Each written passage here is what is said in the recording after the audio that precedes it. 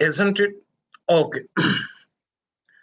So we can say that if we talk about the processes, guys, so we can say that processes with respect to synchronization are of two types. First one is known as cooperative processes, and second one independent processes. That means we can say that if execution of one process is affected by or affects the execution of another process, then these type of processes are known as, yes, we can say that cooperative processes, isn't it? Otherwise we can say that the processes are said to be independent processes. I'm repeating once again. Yes, we can say that the execution of one process affects or affected by the, yes, process or other process, then we can say that these processes are known as what? Cooperative processes. Otherwise the processes are said to be independent processes, isn't it? So write down first one, the processes with respect to synchronization are of two types.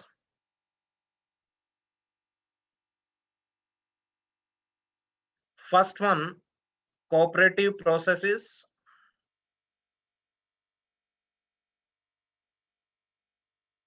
and second one, independent processes.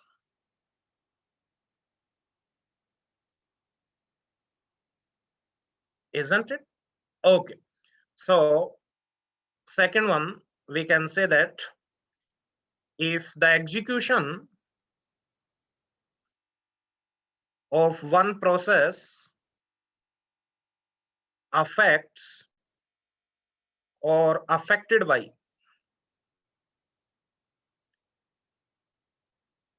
other process, then those processes are said to be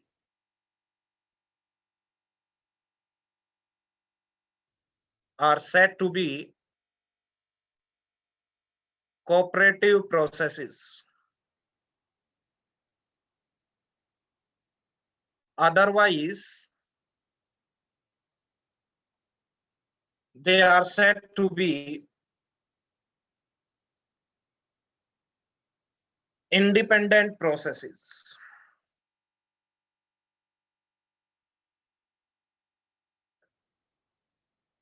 Isn't it?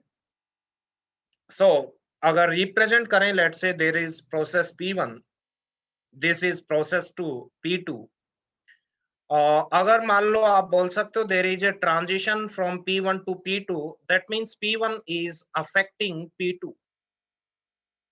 And if the arrow is from P to P1, P2 to P1, then we can say that yes, P1 is affected by P2. ठीक है? तो आप बोल सकते हो outgoing arrow means affecting, incoming arrow means affected by, isn't it? So we can say that here P1 and P2 are cooperative. Whereas let's say if P1 and P2 are independent, then these are represented like this, isn't it? That means we can say that P1 and P2 are independent processes. Clear है?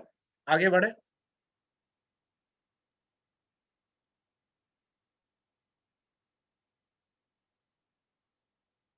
Done.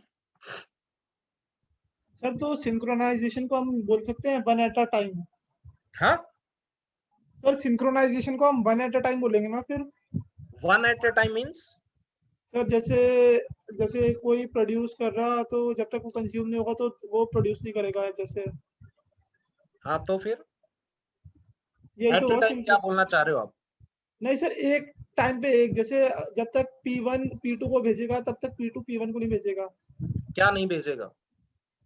कोई भी जैसे producer consumer example होता है. हाँ हाँ. तो उसमें जैसे P1 प्रोड्यूस कर रहा है 2 के रेट से एंड ए हमारा रिसीव कर सकता है 1 के रेट से. तो जब तक वो पूरा रिसीव नहीं करेगा तब तक P1 प्रोड्यूस नहीं करेगा. पूरा रिसीव किसको नहीं करेगा? जैसे ये दो प्रोसेस हो गए P1 P2 हाँ, रिसीव कर रहा है 1 पैकेट पर सेकंड और ये P1 प्रोड्यूस कर रहा है 2। तो जब नहीं, तक पैकेट की तो खैर हम बात नहीं करेंगे ऑपरेटिंग सिस्टम में। सर पैकेट में कुछ भी हो सकता है ना, मतलब कुछ भी प्रोड्यूस हाँ कर रहा है। मिक्स, हाँ मान लो कोई भी, हाँ डेटा आइटम कोई भी मान लो, हाँ हाँ, उसकी क्वांटिटी डबल है। तो अगर हम इन्हें हाँ सिंक्रोनाइज करेंगे तो इसका मतलब जब तक P2 कंप्लीटली रिसीव नहीं करेगा P1 के आइटम को, तब तक P1 और प्रोड्यूस नहीं करेगा। नहीं नहीं, ऐसा कुछ नहीं है। आप बोल सकते हो डिपेंड, आप बोल सकते हो कंप्लीटली कंज्यूम करने का मतलब कि एक आइटम को बोल रहे हो या सारे आइटम्स को? सर जैसे वेस्टेज नहीं होगी, जैसे P1 ने 4 प्रोड्यूस कर दिए, P2 अगर 2-2 करके रिसीव कर रहा, तो जब तक P1 और मतलब ज्यादा सारे P2 रिसीव नहीं करेगा तब तक P1 और प्रोड्यूस नहीं करेगा। नहीं, P1 प्रोड्यूस कर सकता है। मान लो P1 ने 4 प्रोड्यूस किए, उसके बाद कंज्यूमर ने मान लो एक कंज्यूम किया, तो कोई दिक्कत नहीं है, फिर प्रोड्यूस कर सकता है। डिपेंड करेगा कि प्रोड्यूस करने के बाद आप कहाँ पे प्लेस कर रहे हो। अगर मेमोरी सफिशिएंट है तो प्रोड्यूस कर सकता है। हाँ, आप ये बोल सकते हो whenever memory is not sufficient then producer is not allowed to produce the items। Okay sir. ठीक है, यस सर। ओके। अभी देखते हैं जो भी एग्जांपल्स आएंगे उनके बेसिस पे आपको समझ आएगा। तो धीरे धीरे सिंक्रोनाइजेशन आपको समझ आएगी। सो वन बाय वन अपन स्टार्ट करेंगे। So right down, synchronization involves 3 steps. Synchronization involves 3 steps. First one, the problems arises not having the synchronization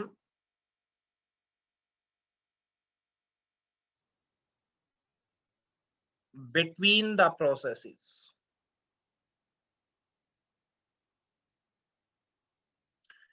ठीक है, कंप्लीटली सिंक्रोनाइजेशन हम देखेंगे। इसमें 3 स्टेप्स होंगे कि अगर सिंक्रोनाइजेशन प्रोसेसेस के अंदर नहीं है तो क्या क्या प्रॉब्लम्स आ सकती हैं, isn't it? Next one, the condition to be followed to achieve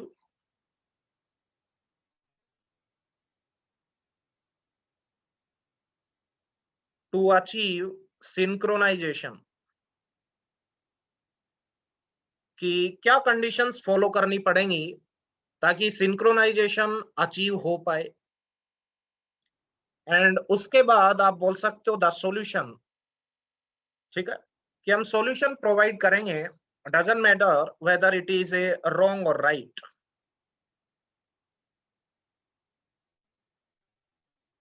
ठीक है, सो डिफरेंट डिफरेंट सॉल्यूशंस अपन देखेंगे डिफरेंट डिफरेंट प्रॉब्लम्स में। आप देखोगे कुछ सॉल्यूशंस करेक्ट होंगे, कुछ इनकरेक्ट होंगे, जो भी है। ठीक है, तो धीरे धीरे आपको सिंक्रोनाइजेशन समझ आएगी। तो 3 स्टेप्स आप देखोगे कि प्रॉब्लम्स क्या क्या हो सकती हैं अगर प्रोसेसेस में सिंक्रोनाइजेशन ना हो। अगर सिंक्रोनाइजेशन अचीव करनी है तो क्या कंडीशंस फॉलो करनी पड़ेंगी। उसके बाद देखेंगे कि उसके सॉल्यूशंस क्या है, isn't it? So write down first one, that is step 1। Step 1, the problems arises not having the synchronization between the processes। अगर प्रोसेसेस के बीच में सिंक्रोनाइजेशन ना हो तो क्या क्या प्रॉब्लम्स आ सकती हैं। तो डिफरेंट डिफरेंट जो आप बोल सकते हो प्रॉब्लम्स हैं, ठीक है, वो अपन देखेंगे, isn't it? First one, write down, that is well known problem, that is known as producer consumer problem। The producer consumer problem। ठीक है, इस टॉपिक में प्रॉब्लम रहती है, स्टूडेंट्स को पहले बता दे रहा हूँ। ठीक है, तो कंसंट्रेट करते हुए चलना, स्टेप बाय स्टेप, कोई दिक्कत नहीं आएगी। ठीक है, तो प्रोड्यूसर कंज्यूमर प्रॉब्लम है, ये एक बार अपन डिस्कस करते हैं। That is well known problem, हर जगह आपको दिखेगी। कोई भी ऑपरेटिंग सिस्टम से रिलेटेड अगर आप बुक देखोगे वहां पे आपको मिलेगी, हर जगह आपको मिलेगी, इजंट इट? तो let's say there is a one process that is known as producer, isn't it? One process is there that is known as what? Producer. And one more process is there that is known as consumer. And you know what is process, isn't it? Okay. Now let's say there is a common buffer. Buffer means temporary storage. ठीक है, कोई storage थी मान लो, let's say this is buffer, और ये आपने एक बफर बनाया, let's say this is the buffer, let's say 0 1 2 3 4 5 6 7, 0 to 7, total 8 slots are there. So to represent the total slots of this particular buffer, yes, let's say one variable is there, n represents the number of slots in the buffer. So n represents what? Number of slots, isn't it? Number of slots, ठीक है? So यहाँ पे n equals to 8, तो ये आपका buffer था. This one is a buffer. Buffer means temporary storage. 0 to, yes, we can say that n minus 1. इतनी entries होंगी इसमें, isn't it? Let's say one more variable is there. Let's say that is count. ठीक है, count आप बोल सकते हो एक वेरिएबल है जो किसी भी इंस्टेंट ऑफ टाइम पे आपको बताएगा number of items present inside the buffer, isn't it? So there is a variable, let's say in, and one more variable that is out.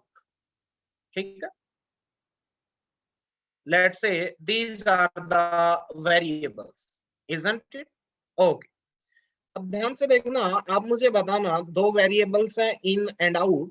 In variable आपको बताएगा, let's say in value is 3, then we can say that the produced item, yes, will be placed at the slot number 3. I'm repeating once again. Yes, let's say in value equals to 3, that means we can say that next produced item will be placed at the slot number 3. Let's say out value is 1, that means the next consumed, yes, we can say that the next item that is to be consumed, yes, will be from slot number 1. Isn't it clear hai? Isn't it? Okay.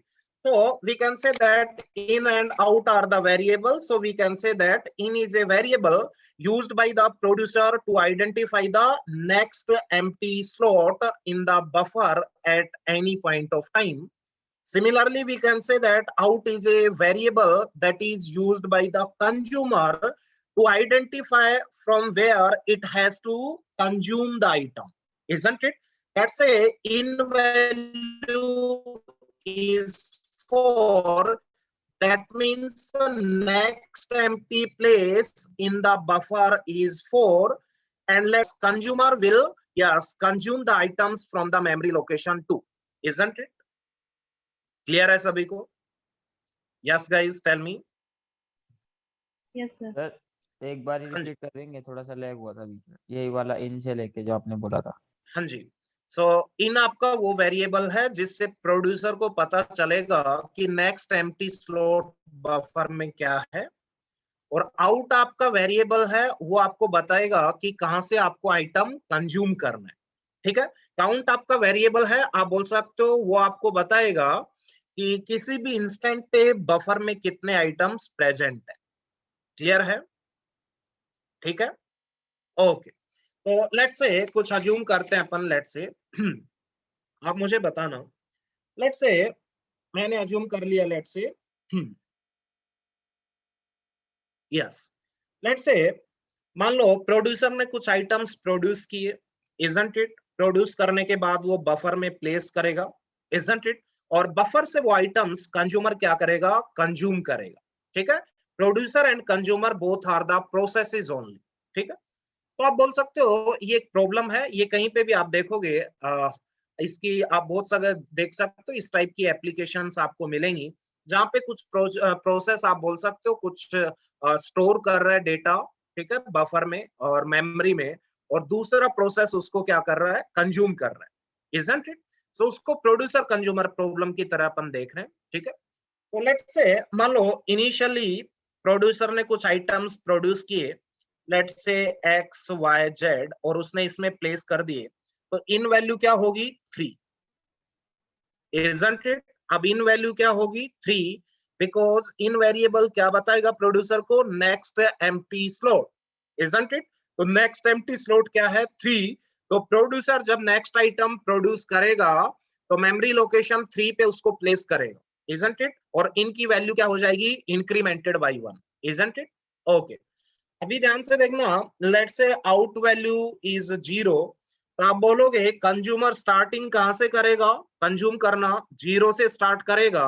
जैसे ही एक item consume किया, then out value will be incremented by 1, तो out क्या हो जाएगा, out plus 1, that is 1, 0 plus 1 1। इसका मतलब नेक्स्ट आइटम कहां से कंज्यूम करना है, लोकेशन 1 से, and so on, isn't it? कोई डाउट है? तो यहाँ पे इस पॉइंट ऑफ टाइम पे आप बोल सकते हो काउंट वैल्यू क्या होगी, 3, इजंट इट? कोई डाउट है? Yes, tell me. सर हाँ जी, सर एक बार थोड़ा दोबारा बताएंगे, मेरा नेटवर्क इश्यू हो गया था तो वो कट गया था वो। क्या बताएं, बताओ। सर पूरा ही नहीं पता चला आपको? सर वो कनेक्शन कट गया सर वो। हाँ, तो प्रोड्यूसर कंज्यूमर प्रॉब्लम मैं ये कह रहा हूँ कि आपको बिल्कुल भी स्टार्टिंग से बतानी है। थोड़ा सा तो पता है वैसे। क्या पता है, बताओ। सर प्रोड्यूसर प्रोड्यूस करेगा, जैसे प्रोसेस, कोई प्रोसेस आइटम्स, कोई भी डेटा आइटम्स मान लो। हाँ कोई भी डेटा आइटम करेगा तो बफर में स्टोर हो जाएगा, हाँ हाँ, और वो स्टोर होता रहेगा जब तक कोई दूसरी प्रोसेस ना, आई मीन कंज्यूमर ना आ जाए। नहीं, कंज्यूमर आए ना आए कोई दिक्कत नहीं है, जब तक बफर फुल नहीं होगा वो प्रोड्यूस करने के लिए फ्री है। और सर कंज्यूमर आ गया बीच में तो कंज्यूमर आएगा तो कंज्यूमर कंज्यूम कर लेगा। उस टाइम पे फिर प्रोड्यूसर नहीं चलेगा ना। हाँ हाँ, सर ये साइमल्टेनियसली वर्क नहीं कर सकते, कौन से? प्रोड्यूसर और कंज्यूमर कर सकते हैं, कोई दिक्कत नहीं है, कर सकते हैं। जैसे सिंक्रोनाइजेशन का मतलब यही तो हुआ। मान लो, हाँ तब नहीं कर पाएंगे, मान लो प्रोड्यूसर फुल है तो प्रोड्यूसर आइटम आपका प्रोड्यूस नहीं कर पाएगा, कंज्यूमर कर सकता है उसी मोमेंट पे, क्या है। सर ओके हाँ, सर जैसे आपने XYZ फिल कर दिया 2 तक, हम्म, सर इसके बाद साइमल्टेनियस, इसके बाद सर साइमल्टेनियस में दिक्कत क्या आएगी वो अपन देखेंगे, ठीक है, कि बफर को एक साथ दो प्रोसेस एक्सेस नहीं कर पाते, इसलिए वो साइमल्टेनियसली दोनों काम नहीं होते, ठीक है। तो उसकी वजह से प्रॉब्लम्स आएंगी और कुछ नहीं। सर ये ठीक जो है, ये एक्स वाई जेड वैल्यू है, कोई भी रैंडम वैल्यू सकती है ना, कोई भी रैंडम वैल्यू ले ली मैंने। सर और एक चीज और थी हम्म, सर, जैसे इनकी वैल्यू आपने 3 कर दी यहाँ पे और आउट की वैल्यू 0 है सर, पहले इन 3 पे ही था और आउट वाला 0 से लेके 2 तक चला गया, उसने बफर एम्प्टी कर दिया। देखो इधर सुनो, एक बार फिर से मैं बता रहा हूँ, आपके कोई कई डाउट्स हैं। आपका एक डाउट ये है कि सर दोनों एक साथ कर सकते हैं या नहीं। दोनों इसलिए नहीं कर सकते कि बफर एक साथ एक्सेस कर नहीं पाएंगे दो more than one processes at a time, ठीक है। अगर करेंगे तो कोई ना कोई प्रॉब्लम आ जाएगी, ठीक है ना, दैट इज द टास्क। अभी आपको समझ आएगा, बट ये जो इन की वैल्यू आउट की वैल्यू ये मैं आपको एक बार बता दें, ठीक है।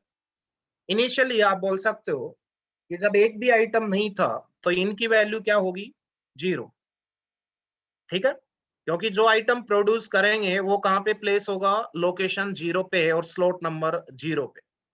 इस टाइम पे आउट की वैल्यू कुछ नहीं होगी।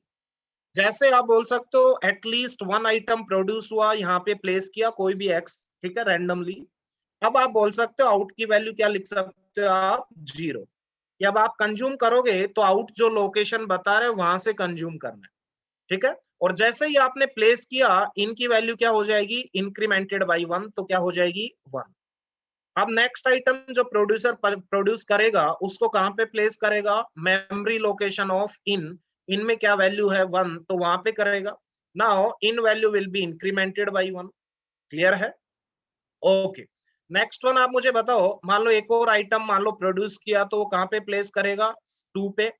तो यहाँ पे जेड प्लेस किया तो अब इनकी वैल्यू क्या हो गई 3, इजंट इट क्लियर है। अब मान लो यस कंज्यूमर ने एक आइटम कंज्यूम कर लिया लेट से एक्स, तो आउट की वैल्यू कितनी हो जाएगी 1, क्योंकि नेक्स्ट कहां से कंज्यूम करेगा 1 से। अब बोलिए क्या डाउट।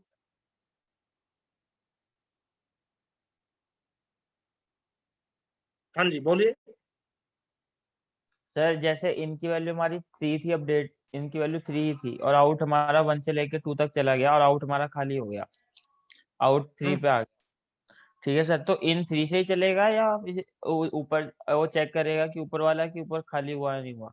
देखो जब आपका 3 आपका कह रहे हो कि आउट आपका चलता चलता वाई भी कंज्यूम हो गया जेड भी कंज्यूम हो गया, इजंट इट, तो आउट की वैल्यू आप 3 कर दोगे। बट अगर 3 पे कोई आइटम आपने प्रोड्यूस करके प्लेस नहीं किया then consumer is not allowed to consume. नहीं सर, वो तो ठीक है कि कंज्यूमर अलाउड नहीं हुआ सर, नहीं पर फिर जैसे हमारा जेड भी कंज्यूम हो गया वाई भी कंज्यूम हो गया, तो इनका वैल्यू क्या अपडेट होके 0 हो हाँ जाएगी या 3 +1 से से स्टार्ट हो जाएगा? इंक्रीमेंट होता जाएगा, वो फिर मोड करके ले आएंगे वापस। ठीक है, अच्छा ओके सर, जब 7 ठीक है तक सर, आपका फिल हो जाएगा फिर मोड वैल्यू लगा के वापस 0 पे ले आएंगे। ठीक है सर, ओके सर, ये पूछना था। ठीक है ना, ओके ठीक है क्लियर है। ओके आगे बढ़े। यस ठीक है, तो ये सिचुएशन मैंने ले ली लेट से। ठीक है, तो मान लो अभी कंज्यूमर ने कुछ कंज्यूम नहीं किया है लेट से, तो ये वैल्यू मैं रख रहा हूं एज इट इज लेट से 0,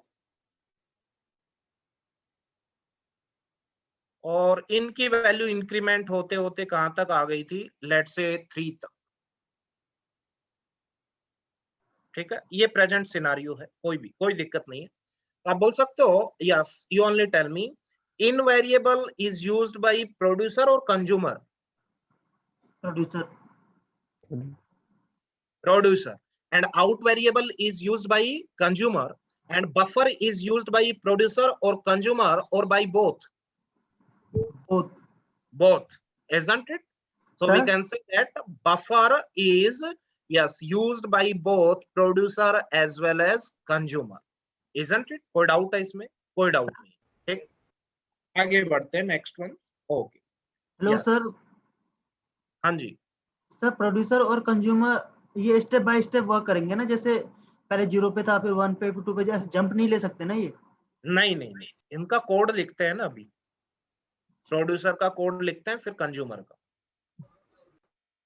ठीक है, so yes let's say initially आप बोल सकते हो yes int count equals to क्या होगा 0, इजंट इट, कि जब मान लो आपने एक भी आइटम प्रोड्यूस नहीं किया था तो काउंट की वैल्यू क्या होगी 0, और आप देख सकते हो count is a integer variable, isn't it.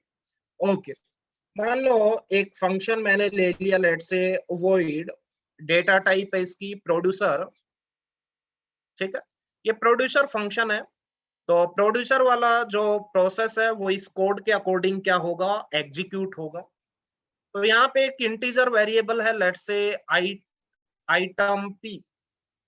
ठीक है, आइटम पी, सो एक व्हाइल लूप लगा रहे हैं लेट से व्हाइल ट्रू। यहाँ पे मैं लिख रहा हूं प्रोड्यूस आइटम आइटम पी। ठीक है, एक सूडो कोड है ये, while count equals to n buffer of in equals to item p and in equals to in plus 1 mod n and count equals to count plus 1।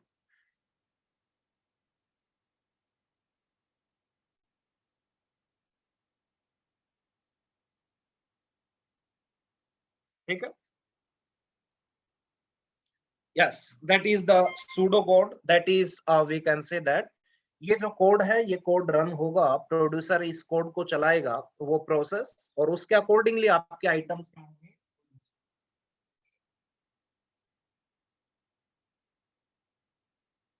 ठीक है,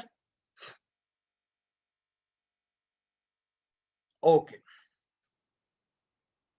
note down किया।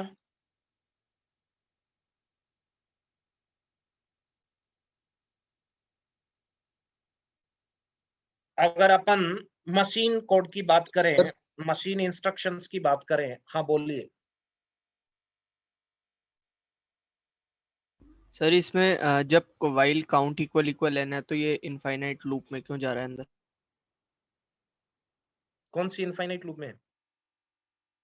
वो while के बाद आपने जो सेमीकोलन लगाया। हाँ वो अभी बताएंगे, ठीक है, ध्यान से देखना। ये जो count equals to count plus 1, इसको आप बोल सकते हो, ये आपकी एग्जीक्यूट होगी किस वे में होगी? 3 इंस्ट्रक्शंस होंगे अगर मशीन इंस्ट्रक्शंस की असेंबली लैंग्वेज की बात करें। सो आप बोल सकते हो पहले आपका होगा लोड, ठीक है, और आप बोल सकते हो इस साइड लिख दे रहा हूं मैं,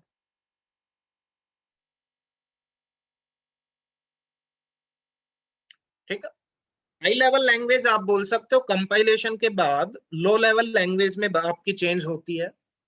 तो वहां पे आपने इंस्ट्रक्शंस देखे होंगे, लोड, इंक्रीमेंट, स्टोर, तो आपने लिख दिया कहीं पे काउंट काउंट प्लस 1, तो एक्चुअल में वो कैसे परफॉर्म होगा? यस, ध्यान से देखना। यस, ये 3 इंस्ट्रक्शंस होंगे इसमें। कौन कौन से इंस्ट्रक्शंस होंगे? यस, एक मान लो रजिस्टर वैल्यू है आरपी, ठीक है, एक रजिस्टर है, registers are used for storage purpose, ठीक है। तो यहाँ पे मैंने लिख दिया yes comma memory location of count. इसका मतलब क्या हुआ कि काउंट मान लो वैल्यू कितनी है, यस आप बोल सकते हो लेट्स से 2, इजंट इट? तो मान लो काउंट वेरिएबल की अभी प्रेजेंटली वैल्यू थी 2, तो उस 2 मेमोरी उस 2 वैल्यू में ये क्या करेगा? उस 2 वैल्यू को किस में लोड करेगा? यस, रजिस्टर में लोड करेगा, इजंट इट? जो भी प्रेजेंटली काउंट की वैल्यू है उस वैल्यू को इस रजिस्टर में स्टोर करेगा, इजंट इट? ओके, उसके बाद मान लो yes next instruction is increment. Increment RP. अब आरपी की वैल्यू मान लो इनिशियली काउंट की वैल्यू अपने एग्जांपल में कितनी थी? 3। तो आरपी में वैल्यू कितनी आ चुकी है? 3। अब इंक्रीमेंट आरपी, तो अब इंक्रीमेंट होने के बाद इस रजिस्टर की वैल्यू कितनी हो जाएगी? यस 4 हो जाएगी, यस और नो? बट अभी ये वैल्यू रजिस्टर में है, इसको अगेन यस काउंट की जो मेमोरी लोकेशन है वहां पे इसको क्या करेंगे? स्टोर करेंगे, इजंट इट? क्लियर है? तो यहाँ पे आप बोल सकते हो स्टोर, या store yes value of RP inside this count variable, ठीक है। इसका मतलब ये हुआ कि मान लो काउंट की वैल्यू इनिशियली कितनी थी? 3, then this 3 value will be loaded inside this particular register, then increment rp means इस रजिस्टर की वैल्यू अभी कितनी हो चुकी है? 3, इंक्रीमेंट होके कितनी होगी? 4। अब ये 4 वैल्यू कहाँ पे स्टोर करेंगे? इस memory location of count. Memory location of count means जो भी मेमोरी लोकेशन होगी काउंट की वहां पे जाके इसको स्टोर करेंगे, क्लियर है? ओके,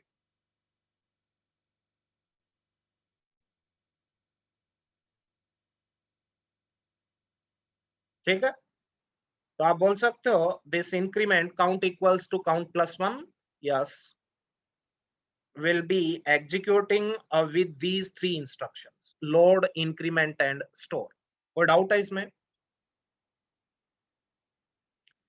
अब एक बार इस कोड को समझते हैं, ध्यान से देखना। यस, इस कोड को समझते हैं, ठीक है। यस, ध्यान से देखना। अब मुझे बताओ यहाँ पे एक फंक्शन है void producer, ठीक है। यहाँ पे आपने एक मान लो एक आपने कोई भी एक वेरिएबल डिक्लेयर किया आइटम p, ठीक है, while true इनफाइनाइट लूप है, ठीक है। ओके, जब तक कंडीशन फॉल्स नहीं होगी ये लूप में रहेगा। ध्यान से देखना, प्रोड्यूस आइटम, आइटम p, ये मान लो कोई फंक्शन है, ये कोई आइटम प्रोड्यूस करेगा, ठीक है। तो प्रोड्यूस आइटम कोई फंक्शन है that will produce the item, और उसने जो आइटम प्रोड्यूस किया है वो कौन से वेरिएबल में है? आइटम p में, ठीक है। उसके बाद आप बोल सकते हो while count equals to n, ठीक है। while count equals to n का मतलब ये हुआ, ध्यान से देखना, let's say initially count value equals to 3, तो बताओ ये while कंडीशन ट्रू होगी या फॉल्स? हाँ जी बोलिए जरा। फॉल्स होगी सर। फॉल्स होगी बिकॉज n वैल्यू इज 8। अगर ये while कंडीशन फॉल्स हो गई तो बाहर आएगा कंट्रोल और बफर ऑफ इन पे आइटम p को क्या कर देंगे, प्लेस कर देंगे, इजंट इट? इनकी वैल्यू क्या है 3, so buffer of 3 means memory location 3 पे यस आइटम p को क्या कर देना है, स्टोर कर देना है, इजंट इट? उसके बाद जैसे स्टोर करोगे उसके बाद नेक्स्ट क्या है, in equals to in plus 1 more than, ठीक है। तो आप मुझे बताओ जब इनकी वैल्यू मान लो 6 रही होगी तो इंक्रीमेंट होके कितनी हो जाएगी, 7, इजंट इट? जब 7 होगी, ध्यान से देखना, 7 मोड 8 कितना आएगा, 7 ओनली। कोई डाउट है इसमें? यस टेल मी, क्लियर है?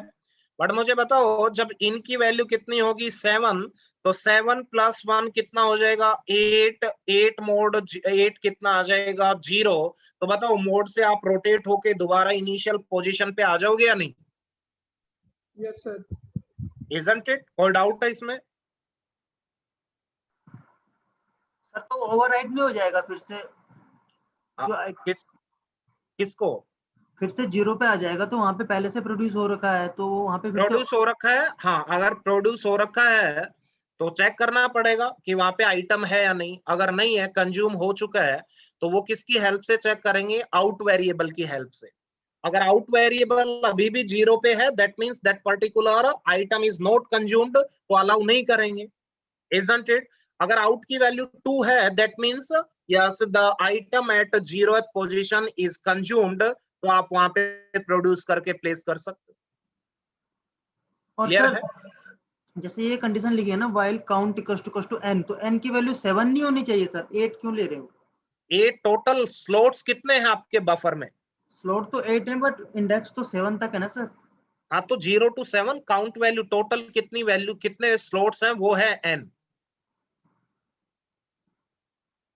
n is 8 total number of slots in the buffer, that is represented by n। n में लिख रहा हूं total number of slots inside the buffer, तो n की वैल्यू क्या लिखोगे, 7 और 8?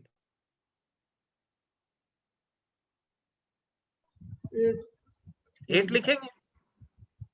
ओके, क्लियर है? सर उसका डाउट ये है शायद कि ये इन है ना, इन में आपने 8 तो लिखा हुआ, वो इन प्लस 1 किया हुआ ना, इन हमारा इंडेक्स है इन ना। प्लस 1 किया तो 8 हो गया वो। हाँ हाँ तो 8 मोड 8 0 हो जाएगा, ठीक है। ध्यान से देखना, उसके बाद आप बोल सकते हो जैसे ही आपने आइटम आपने प्रोड्यूस किया, बफर में प्लेस किया, इनको इंक्रीमेंट किया, तो काउंट को भी इंक्रीमेंट करना पड़ेगा, यस और नो, इजंट इट? ओके। अब यहाँ पे आप देख सकते हो, मान लो यस काउंट की वैल्यू किसी मोमेंट पे आपकी हो गई लेट्स से 8, तो ये व्हाइल लूप है, ध्यान से देखना ये व्हाइल लूप है, इसमें count equals to n, then condition is true और फॉल्स? True true true. तो ट्रू है तो बताओ नीचे नेक्स्ट स्टेप में नेक्स्ट आपका जो भी स्टेटमेंट लिखी है वहां पे कंट्रोल जाएगा या नहीं?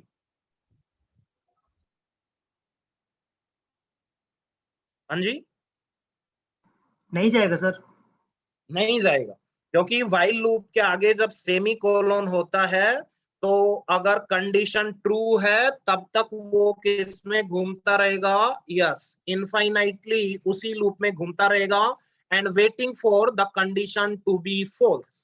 जैसे ही कंडीशन फॉल्स होगी तब व्हाइल लूप से बाहर आके नेक्स्ट स्टेटमेंट एग्जीक्यूट करेगा, that is the meaning of semicolon, yes isn't it? कोई डाउट है? और तो आप मुझे बताओ इसका मतलब काउंट की वैल्यू 8 है, इजंट इट? तो आप बोल सकते हो इसका मतलब बफर फुल है, और बफर फुल है then you only tell me producer is allowed to produce the item और नॉट? नो, दैट्स व्हाई वो देखो व्हाइल लूप में ही चलता रहेगा, इजंट इट? कोई डाउट? हाँ सर वो तो ठीक है, बट ये बाहर कब आएगा फिर? और तब आएगा जैसे ही कोई आइटम कंज्यूम हो गया तो काउंट की वैल्यू 7 हो जाएगी।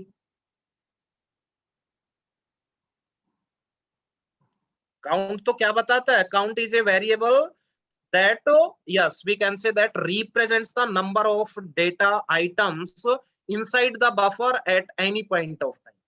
सर तो फिर काउंट को अपडेट करना पड़ेगा? yes अपडेट होगा। अच्छा अभी ठीक है। जैसे कंज्यूम होगा तो काउंट की वैल्यू डिक्रीमेंट, जैसे प्रोड्यूस करके आपने प्लेस किया तो काउंट की वैल्यू इंक्रीमेंट। यस देखो इसमें प्रोड्यूस करने के बाद लास्ट स्टेप में लिखा है count equals to count plus 1। क्यों लिखा है? क्योंकि आपने एक आइटम प्रोड्यूस करके बफर में डाल दिया तो काउंट की वैल्यू इंक्रीमेंट होगी या नहीं? जैसे अपन कंज्यूमर का कोड लिखेंगे तो वहां पे काउंट की वैल्यू डिक्रीमेंट करेंगे कंज्यूम करने के बाद। यस टेल मी, क्लियर है? आगे बढ़े, और डाउट है तो बोलते हुए चलना। सर हाँ जी। सर फिर जैसे आपने बोला कि अकाउंट हमारा इनफाइनाइट टाइम चलेगा, और जैसे कंज्यूमर कंज्यूम करेगा एक बफर, एक स्लॉट बफर का, तो सर फिर वो उसमें एक स्टेप होगा नीचे, उसमें एक स्टेप होगा, एक स्टेटमेंट होगी count equals to count minus 1। हाँ तब आएगा इस, तब फिर वो इमीडिएटली इस पे नहीं आ जाएगा वो? काउंट की वैल्यू डिक्रीज होते ही तो काउंट की वैल्यू वो बाहर निकल जाएगा, उसका कोड कंप्लीट। हाँ ठीक है। उसके ठीक। बाद आप बोल सकते हो डिक्रीमेंट हो गया, डिक्रीमेंट होने के बाद आप बोल सकते हो कि यस ये कंडीशन आपकी क्या हो गई, फॉल्स। हाँ जी। कंडीशन फॉल्स होते ही ये नेक्स्ट वैल्यू आपकी प्रोड्यूस कर देगा। और सर अगर वहाँ पे कंज्यूमर में एक से ज्यादा हमने कंज्यूम करने हैं, हाँ तो फिर क्या है, फिर पहले एक वो डिक्रीमेंट करेगा, फिर वो यहाँ पे आएगा, उसके बाद फिर वहाँ पे इंक्रीमेंट यूज करेगा, उसके बाद फिर यहाँ आएगा। देखते हैं। देखो आपके जो डाउट्स आप बोल रहे हो सही बात है। आप कहोगे कि अगर मान लो प्रोड्यूसर वाला प्रोसेस इस वाइल लूप में था तो एक कंज्यूम करने के बाद काउंट की वैल्यू जैसे डिक्रीज हुई ये आगे चल पड़ेगा। Yes sir. ठीक है ना, हाँ आगे जी। चल पड़ेगा। यस और ये एक आइटम उसमें प्रोड्यूस कर देगा और काउंट की वैल्यू इंक्रीज हो जाएगी, इजंट इट? Yes sir. हाँ, उसके बाद फिर कंज्यूमर चलाएगा अपना। ठीक है, अगर कंज्यूमर भी साथ में चलेगा, ध्यान से देखना, यहाँ पे प्रोड्यूसर को भी चलाएंगे, कंज्यूमर को भी चलाएंगे, साथ में चलाएंगे, फिर देखेंगे क्या क्या प्रॉब्लम्स आ रही ओके है, सर। isn't it? कोई दिक्कत नहीं है। प्रोड्यूसर वाइल में घूम रहा है, कंज्यूमर भी चल रहा है, कंज्यूमर ने काउंट की वैल्यू डिक्रीमेंट की, उसी टाइम पे कंडीशन फॉल्स, तो ये आगे चलने लग जाएगा, isn't it? That is the meaning of synchronization, but इनकी वजह से कुछ प्रॉब्लम्स आएंगी, वो प्रॉब्लम्स अभी अपन देखेंगे, अभी अपन चला के देखेंगे। ठीक है। और फिर ढंग से चलेगा कहाँ से? ये साथ दोनों आपका producer and consumer is relying on a single variable count. तो सर हाँ दिक्कत नहीं आएगी इसमें? कंसिस्टेंट कहाँ से? हाँ तो देखेंगे ना, प्रॉब्लम वही तो देख रहे हैं अभी। अभी ये कोई करेक्ट सॉल्यूशन थोड़ी ना है जो अपन ने लिखा, सीमा फोर्स की हेल्प से देखेंगे करेक्टली सॉल्यूशन बाद में। ठीक है, ये कंसेप्ट है, अपन देखते हैं कि ये साथ में अपन देख रहे हैं ये चीजें प्रोड्यूस कंज्यूम करवा के तो क्या प्रॉब्लम्स आ सकती हैं यहाँ पे, वही तो देख रहे हैं कि सिंक्रोनाइजेशन अगर प्रॉपरली वे में नहीं करोगे तो कुछ प्रॉब्लम्स आएंगी, वो प्रॉब्लम्स देखेंगे अभी अपन, इजंट? तो नेक्स्ट मैं लिख रहा हूं, नेक्स्ट वन कंज्यूमर के लिए, void consumer int item C while true, while count equals to 0, item C buffer of out equals to out plus 1 mod n and count equals to count minus 1। ठीक है।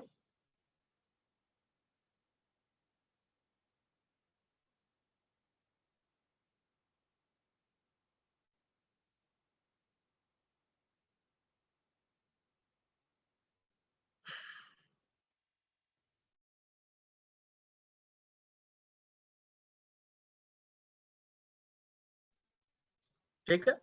Similarly यहाँ पे भी आप बोल सकते हो काउंट इक्वल्स टू काउंट -1। ये कैसे ऐसी,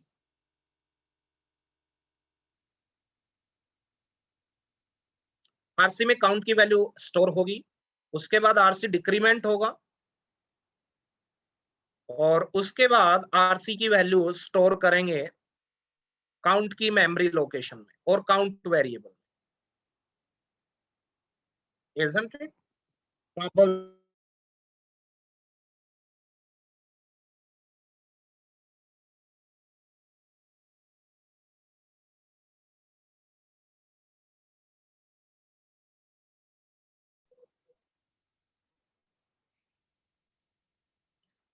Yes, now tell me, am I audible or not? Tell me once. Yes sir, you Yes, are. sir. हाँ जी। तो यहाँ पे आप देख सकते हो कि while count equals to 0, कि काउंट की वैल्यू अगर 0 है, इसका मतलब बफर में कोई भी आइटम नहीं।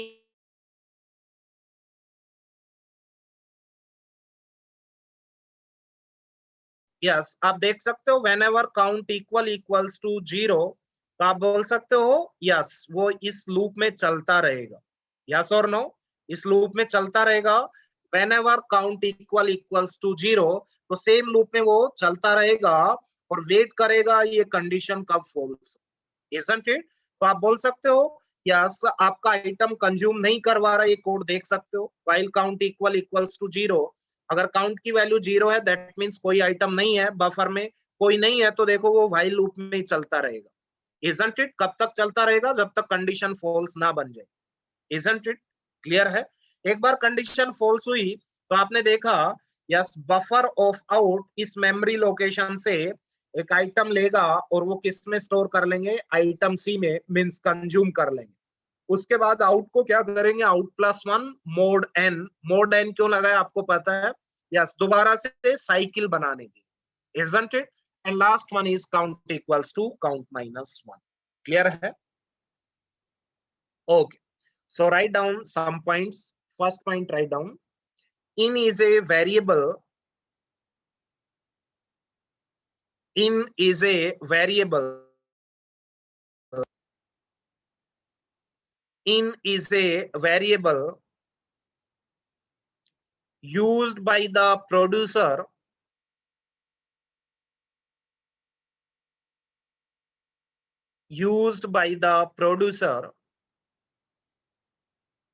to identify the next empty slot,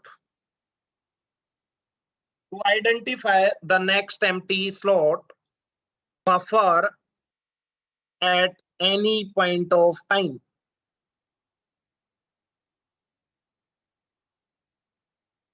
At any point of time. Write down second point. Out is a variable. Out is a variable used by the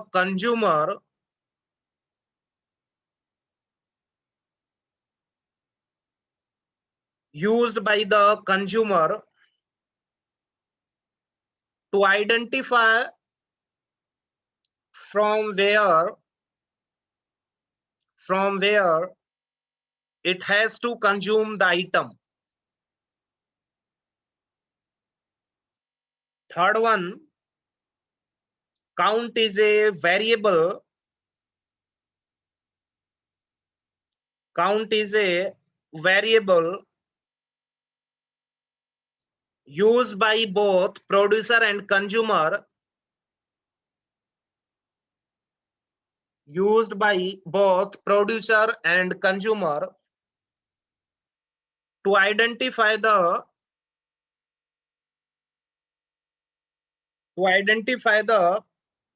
number of items present in the buffer at any point of time.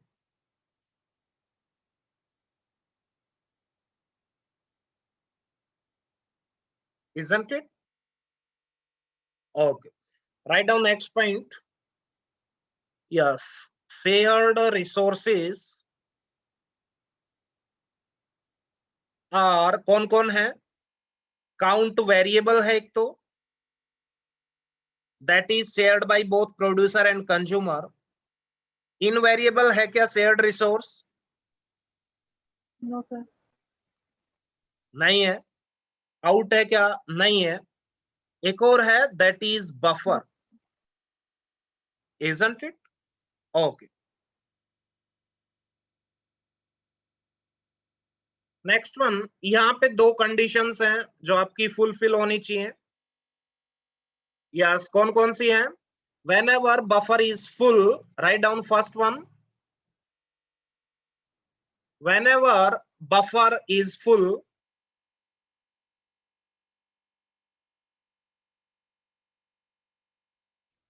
then the producer is not allowed to produce the item in the buffer. तो ये satisfy हो रही है नहीं condition? Tell me.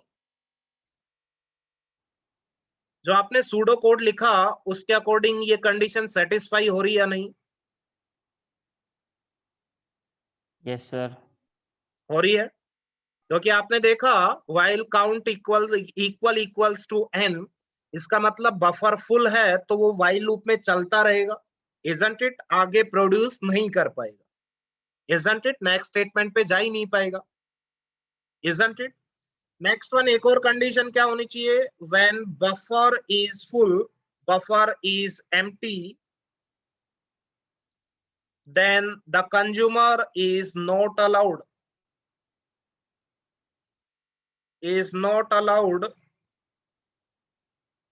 to consume the item from buffer. बताओ ये condition satisfy हो रही है नहीं? कंज्यूमर वाले कोड में आप देखो while count equals to 0, इसका मतलब बफर क्या है? एम्प्टी। तो उस टाइम पे वो while में ही चलता रहेगा क्योंकि कंडीशन ट्रू है, सेमी कोलोन लगा हुआ है, ठीक है? while में चलता रहेगा।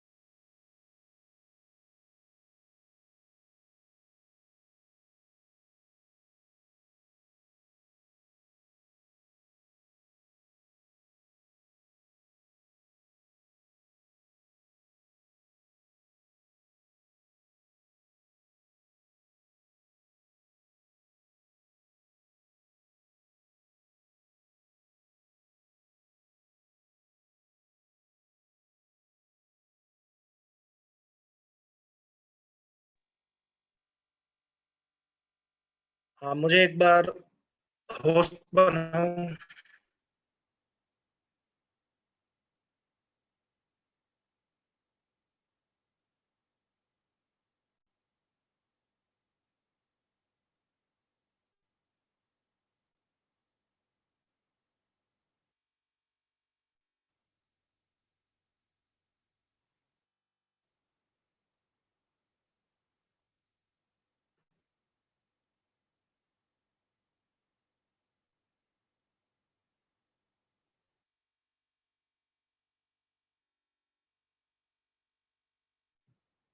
यस टेल मी, इतना क्लियर है सभी को?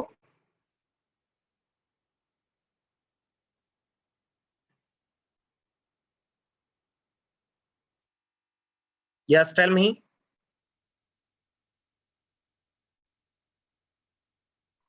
Yes sir. क्लियर है? आवाज आ रही है या नहीं? यस सर, क्लियर है। हाँ क्लियर है? ठीक है। yes, sir. हाँ जी। उसके बाद इस पे कुछ एनालिसिस करते हैं अपन, ध्यान से देखना। यस लेट्स से एक एनालिसिस कर रहे हैं। यस मैं प्रीवियसली जो पेज था अपना यहाँ पे आ रहा है, ठीक है। यहाँ पे एक एनालिसिस कर रहे हैं, ध्यान से देखना। अब मुझे बताओ, मान लो प्रोड्यूसर ने अपना कोड चलाया और आइटम पी की वैल्यू आ गई लेट्स से ए। इसका मतलब उसने एक आइटम प्रोड्यूस किया that is a, isn't it? उसके बाद ध्यान से देखना, जो स्टेटमेंट मैंने आपको लिखवाई थी, ध्यान से देखना। यस ये काउंट में जो इंक्रीमेंट होगा वो 3 स्टेप्स में होगा, लोड, इन, स्टोर। तो यहाँ पे ध्यान से देखना, मान लो काउंट वेरिएबल है तो इस काउंट वेरिएबल की कोई मेमोरी लोकेशन होगी 1000। मान लो इनिशियली वैल्यू क्या थी 3, so memory of count means memory location of 1000, isn't it? उसमें जो भी वैल्यू है उसका, या आप बोल सकते हो इस मेमोरी लोकेशन का जो कंटेंट है that will be stored inside the register RP, isn't it? तो ये स्क्वायर ब्रैकेट होता है that represents the content of that particular memory location. तो मान लो 1000 एक मेमोरी एड्रेस था, उस मेमोरी एड्रेस पे यस वैल्यू स्टोर थी 3 and that memory is assigned to the count variable. इस मेमोरी लोकेशन का जो कंटेंट है that will be yes loaded into the register RP. Clear है चीज? Yes okay. मान लो ध्यान से देखना, यस आप बोल सकते हो लेट्स से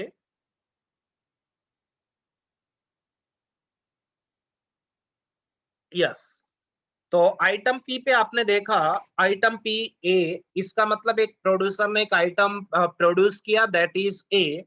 उसके बाद काउंट के टाइम पे आपने देखा प्रोड्यूसर ने काउंट, आपने देखा 3 इंस्ट्रक्शंस में एग्जीक्यूट होगा।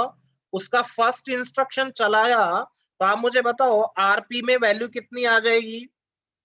Yes you only tell me, yes tell me.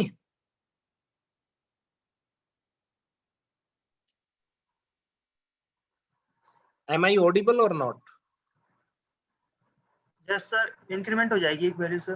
Sir, 1. Value producer, मैं बोल रहा हूं प्रोड्यूसर फर्स्ट स्टेटमेंट कौन सी चला रहा है? First instruction of the count, count equals to count plus 1, उसमें 3 इंस्ट्रक्शंस थे, उसका फर्स्ट इंस्ट्रक्शन चला रहा है। हाँ जी, तो आरपी की वैल्यू कितनी हो जाएगी? तो पहले 3 थी ना, हाँ तो जी? अब 4 हो जाएगी। क्या कह रहे हो? सर 1 होनी चाहिए ना? नहीं, ये सिनारियो करंट सिनारियो में लेके चल रहा हूं। So first step में 0 होगी. देखो अगर स्टार्टिंग में तो 0 रहेगी, बट मैं ये सिनारियो कंसीडर कर रहा हूं कि ये हो चुका है, उसके बाद प्रोड्यूसर फिर अपना कोड चला रहा है। 4 होगी ना? 4 अभी आरपी की वैल्यू कितनी होगी? 3 होगी। 3 होगी। 3 के 3 बाद होगी।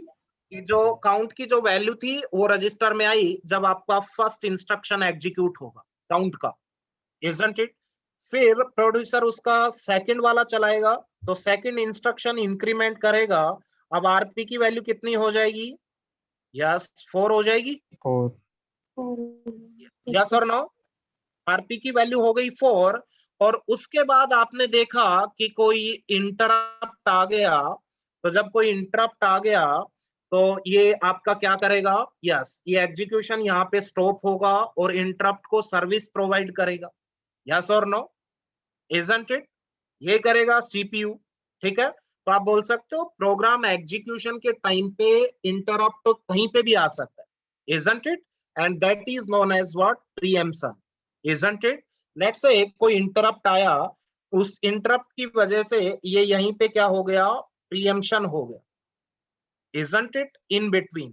तो आप प्रीएम्पशन कहीं पे भी अज्यूम कर सकते हो, isn't it, कभी भी आ सकता है प्रीएम्पशन, कहीं पे भी आ सकता है, ठीक है, during the execution of any code, ठीक है। तो मान लो यहाँ पे प्रीएम्पशन आ गया, कोई इंटरप्ट आया, तो उस इंटरप्ट को पहले सर्विस प्रोवाइड करेंगे, उसके बाद कुछ टाइम बाद आप बोल सकते हो यस, फिर से ये आपका रिज्यूम होगा। बट मान लो अभी प्रीएम्पशन था, isn't it, तो ये आपका प्रीएम्पशन था, तो प्रोड्यूसर का कोड यहीं पे स्टॉप हो गया, आगे एग्जीक्यूट नहीं होगा, बाद में जब कंट्रोल वापस आएगा तब ये रिज्यूम करेगा, isn't it। तो मान लो इस पॉइंट पे आपका प्रीएम्पशन हो गया, उसके बाद मान लो कंज्यूमर ने अपना कोड चलाया, तो कंज्यूमर ने आइटम सी, यहाँ पे बताओ कौन सा आइटम आ जाएगा, कंज्यूमर वाले कोड से आइटम सी पे कौन सा आएगा, एक्स एक्स आ जाएगा, कोई डाउट है। देखो आप कंज्यूमर वाले कोड में, यस और नो, आउट ऑफ 0 आप बोल सकते हो, आउट की वैल्यू क्या है 0, तो buffer of out means buffer of 0, इसका मतलब 0th लोकेशन पे जो आइटम है वो आइटम सी में आ जाएगा, कोई डाउट है, ओके। उसके बाद सेम वे में कंज्यूमर में जो काउंट में डिक्रीमेंट था वो 3 इंस्ट्रक्शंस में एग्जीक्यूट होगा। फर्स्ट इंस्ट्रक्शन कंज्यूमर ने वो चलाया, तो आरसी की वैल्यू कितनी होगी, टेल मी वंस। सर 3। हाँ जी, व्हाट अबाउट,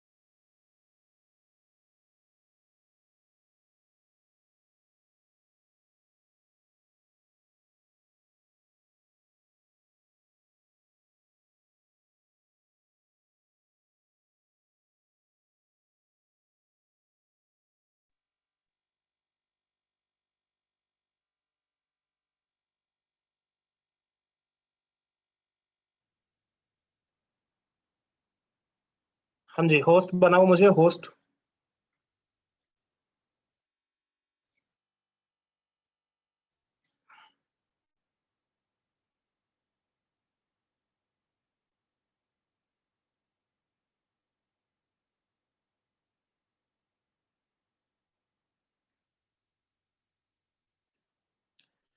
यस, तो मेरा क्वेश्चन था, यस, आरसी की वैल्यू क्या होगी, टेल मी। 3 रहेगी सर। 3 रहेगी, yes sir.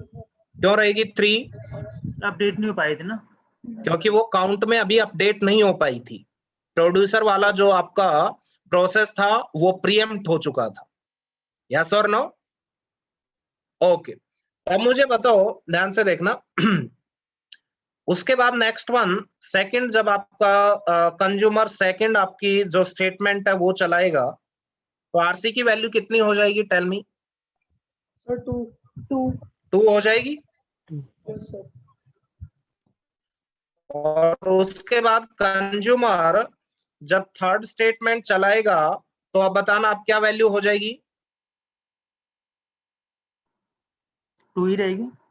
count equals to count minus 1 that will be executed, yes sir, yes, tell me क्या होगा, 2 हो जाएगी सर। तो काउंट की वैल्यू 2 हो जाएगी। काउंट की वैल्यू 2 हो जाएगी। अब एक्चुअल में काउंट की जो काउंट वेरिएबल था, उसकी जो वेरिएबल की जो वैल्यू थी दैट विल बी 2, ये 2 हो जाएगी, अपडेट हो जाएगी, यस और नो, क्लियर है। अब मुझे बताओ, ने आपका जो कोड था वो कोड चलाया, उसके बाद आप बोल सकते हो, अब मान लो यस, जो आपका प्रीएम्प्ट हुआ था प्रोड्यूसर, वो अब रिज्यूम हो चुका है, तो अब दोबारा कम बैक करेगा, तो जो भी आपके रिमेनिंग कोड थे वो कोड चलाएगा, यस और नो। तो वो कोड चलाएगा तो प्रोड्यूसर की, यस आप देख सकते हो जो थर्ड स्टेटमेंट थी वो अभी एग्जीक्यूट नहीं हुई थी, तो रिज्यूम के टाइम एग्जीक्यूट होगी तो क्या इफेक्ट होगा, टेल मी। सर वो काउंट की वैल्यू को पहले उसके पास 3 थी ना, तो वो 4 बना रहा था। हाँ, तो काउंट 4 की हो वैल्यू जाएगा। कितनी कर देगा वो, कितनी हो जाएगी, 4 4, और 4 हो जाएगी। ध्यान से Yes, sir. देखना, यस 4 हो गई, तो आपने देखा यहाँ पे एक आइटम ए उसने प्लेस कर दिया था और एक्स कंज्यूम हो चुका था, ये सिनारियो है करंटली, एक्स कंज्यूम हो चुका होगा और ए एक आइटम था जो प्रोड्यूस हो चुका होगा। तो मुझे बता सकते हो बफर में अभी कितने आइटम्स पर,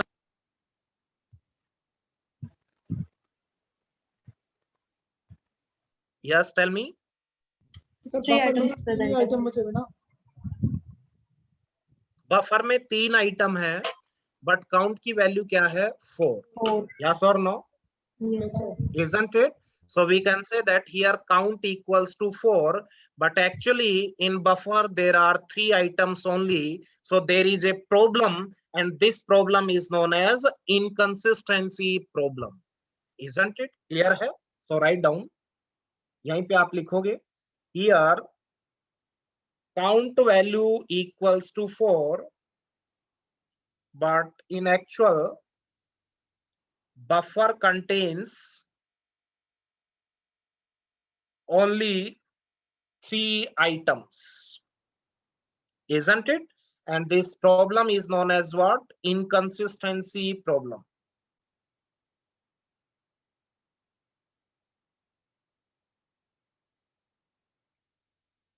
ठीक है, तो ध्यान से सुनना, आप बोल सकते हो yes there is a problem because both processes are not synchronized properly, isn't it?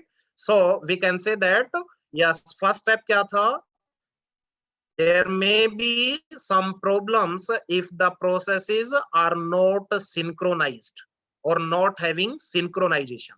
तो यहाँ पे आपने देखा कि synchronization नहीं था, that's why some problems are created and this problem in producer consumer is known as what? Inconsistency problem, isn't it? बाद में solutions के time पे देखेंगे by using semaphores synchronization will be provided and at that point you will see there won't be any problem like inconsistency in producer consumer problem, isn't it? Clear है? Sir एक synchronisation की proper definition लिखवा दो। Definition आप कहीं पे भी formal definition आपको देखनी है बुक से, कहीं कोई भी बुक से आप देख लें, ओके isn't? सर। सर हाँ जी बोलिए। सर सिंक्रोनाइजेशन मतलब एक से ज्यादा प्रोसेस के लिए तभी वैलिड होगा ना सर, जब दोनों का एक से ज्यादा प्रोसेस का अराइवल टाइम सेम हो जाएगा, तभी सिंक्रोनाइजेशन लगाएंगे ना। अराइवल टाइम से कोई मतलब नहीं है, कभी भी आए कभी भी जाए, बट जो इसका जो एम है, गोल है इस प्रॉब्लम का, वो फुलफिल होना चाहिए, मींस कहीं पे इनकंसिस्टेंसी नहीं आनी चाहिए, क्योंकि यहाँ पे काउंट 4 बता रहा है तो यहाँ पे प्रॉब्लम क्रिएट हो जाएगी। नहीं सर, अगर प्रोसेस पैरेलल नहीं है तो फिर तो मतलब फिर तो इंडिपेंडेंट ही होगी वो, फिर तो सिंक्रोनाइजेशन का मतलब नहीं रहा ना। नहीं, सिंक्रोनाइजेशन एक्शन में कब आती है, यहाँ पे आप देखो कुछ कॉमन रिसोर्सेज हैं, जैसे बफर है, यस काउंट सर। है, isn't it? So while sharing some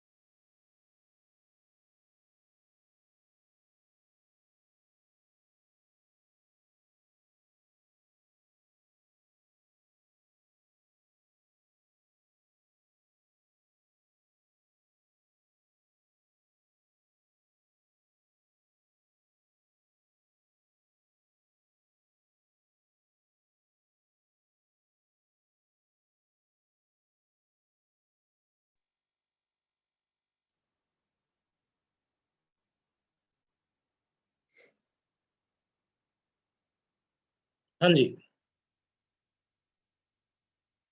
हाँ नोटियाल जी, आप बोलिए क्या कह रहे थे। यस। सर मैं बोल रहा था कि जैसे कोई पैरेलल प्रोसेस आएंगी तभी मतलब तभी सिंक्रोनाइजेशन कहाँ पे रिक्वायर्ड है, ठीक है, कहाँ पे रिक्वायरमेंट नहीं है, ये क्वेश्चन है आपका आई थिंक। Yes sir. हाँ तो मैं बोल रहा हूँ यहाँ पे आप बोल सकते हो कुछ कॉमन रिसोर्सेज हैं, जैसे बफर है या काउंट वेरिएबल है, isn't it? तो इस प्रॉब्लम में आप देख सकते हो कि एक आपका जो भी प्रोसेस चलता है वो दूसरे प्रोसेस को, यस, उसके एग्जीक्यूशन को अफेक्ट कर रहा है, यस और नो? इंडिपेंडेंट नहीं है, यहाँ पे डिपेंडेंट है दोनों। Yes sir. तो डिपेंडेंट है, तो यहाँ पे जब ये कॉमन रिसोर्सेज को शेयर करेंगे तो वहां पे सिंक्रोनाइजेशन की रिक्वायरमेंट होगी, ठीक है। ओके सर, मतलब सिंक्रोनाइजेशन पैरेलल प्रोसेस से कोई मतलब नहीं है, मतलब शेयर होना चाहिए तभी सिंक्रोनाइजेशन। ध्यान से देखना, आप देखो, अगर प्रोसेस आप बोल सकते हो सीपीयू तो एक ही है सिस्टम में, तो यस एट ए सर। टाइम एक ही प्रोसेस आपका आपका रन होगा, यस सर। हाँ। वो तो क्लियर होना चाहिए आपके अंदर, ठीक है। प्रोसेस तो एट ए टाइम, सिंक्रोनाइजेशन का मतलब कुछ स्टूडेंट्स ये सोच जाते हैं पैरेललिज्म, ऐसा नहीं है, ठीक है। पैरेलली चलना वो सिंक्रोनाइजेशन नहीं होता। एट ए टाइम तो एक प्रोसेस ही रहेगा रनिंग स्टेट में, बट आप बोल सकते हो कि दोनों प्रोसेस डिपेंडेंट प्रोसेस है, मींस एक का एग्जीक्यूशन दूसरे के एग्जीक्यूशन को अफेक्ट कर सकता है, यहाँ पे जैसे कर रहा है या नहीं, यस सर। Isn't it? तो वहां पे सिंक्रोनाइजेशन की रिक्वायरमेंट होगी कि आपकी ये मान लो प्रोड्यूसर कंज्यूमर प्रॉब्लम है, तो ये करेक्टली चलनी चाहिए, कहीं पे इनकंसिस्टेंसी नहीं आनी चाहिए, उसके लिए सिंक्रोनाइजेशन प्रोवाइड करनी पड़ेगी, and that will be provided with the help of Seema force, जो आगे देखेंगे अपन सॉल्यूशंस। तो जब अपन सॉल्यूशन लिखेंगे इसका, तो वहां पे आप देखोगे ऐसी कोई इनकंसिस्टेंसी आएगी नहीं, ठीक है। Yes sir. क्लियर है? तो सिंक्रोनाइजेशन का मतलब ये नहीं है कि आप पैरेलली चला रहे हो प्रोसेसेस को, नहीं। यहाँ पे देखो कंज्यूमर कब चला, तब P1 क्या हो गया, प्रीएम्प्ट हो गया, प्रोड्यूसर आपका प्रीएम्प्ट हो गया, तब कंज्यूमर चला, ठीक है। आगे बढ़े, yes tell me. Yes, sir. Okay, write down what is inconsistency.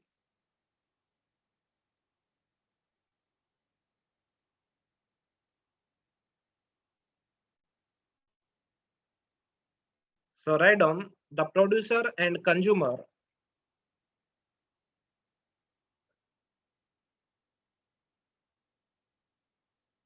are not properly synchronized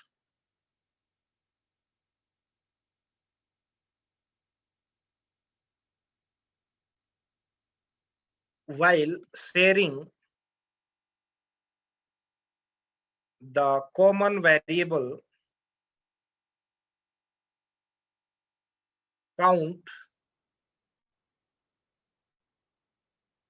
hence it is leading to inconsistency।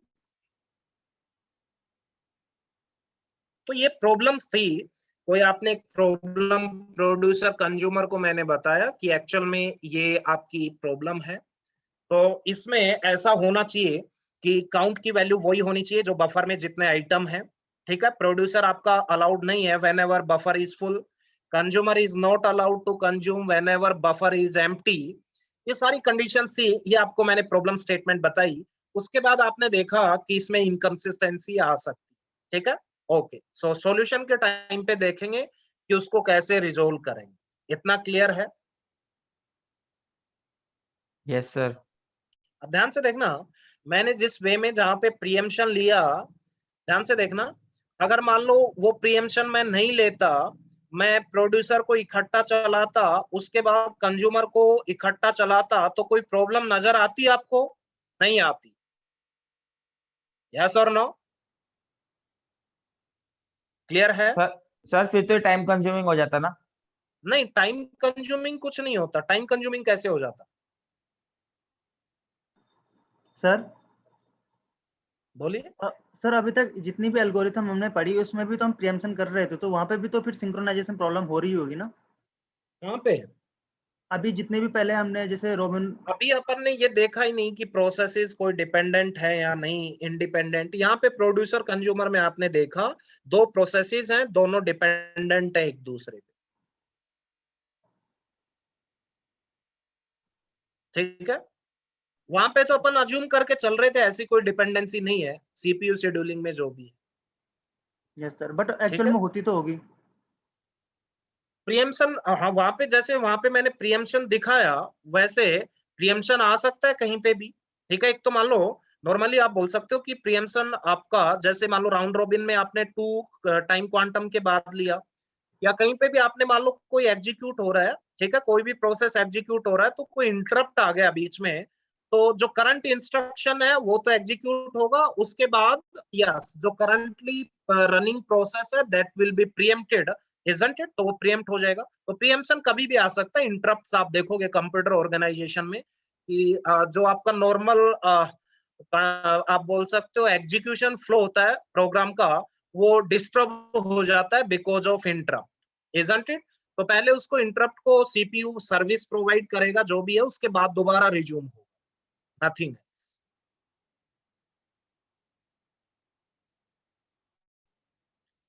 ठीक है, आगे बढ़े।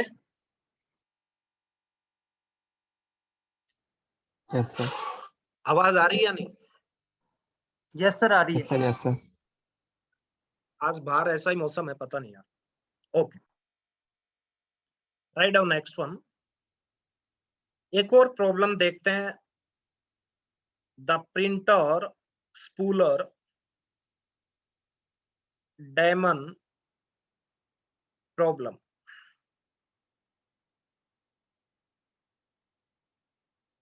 Printer spooler daemon problem. ठीक है,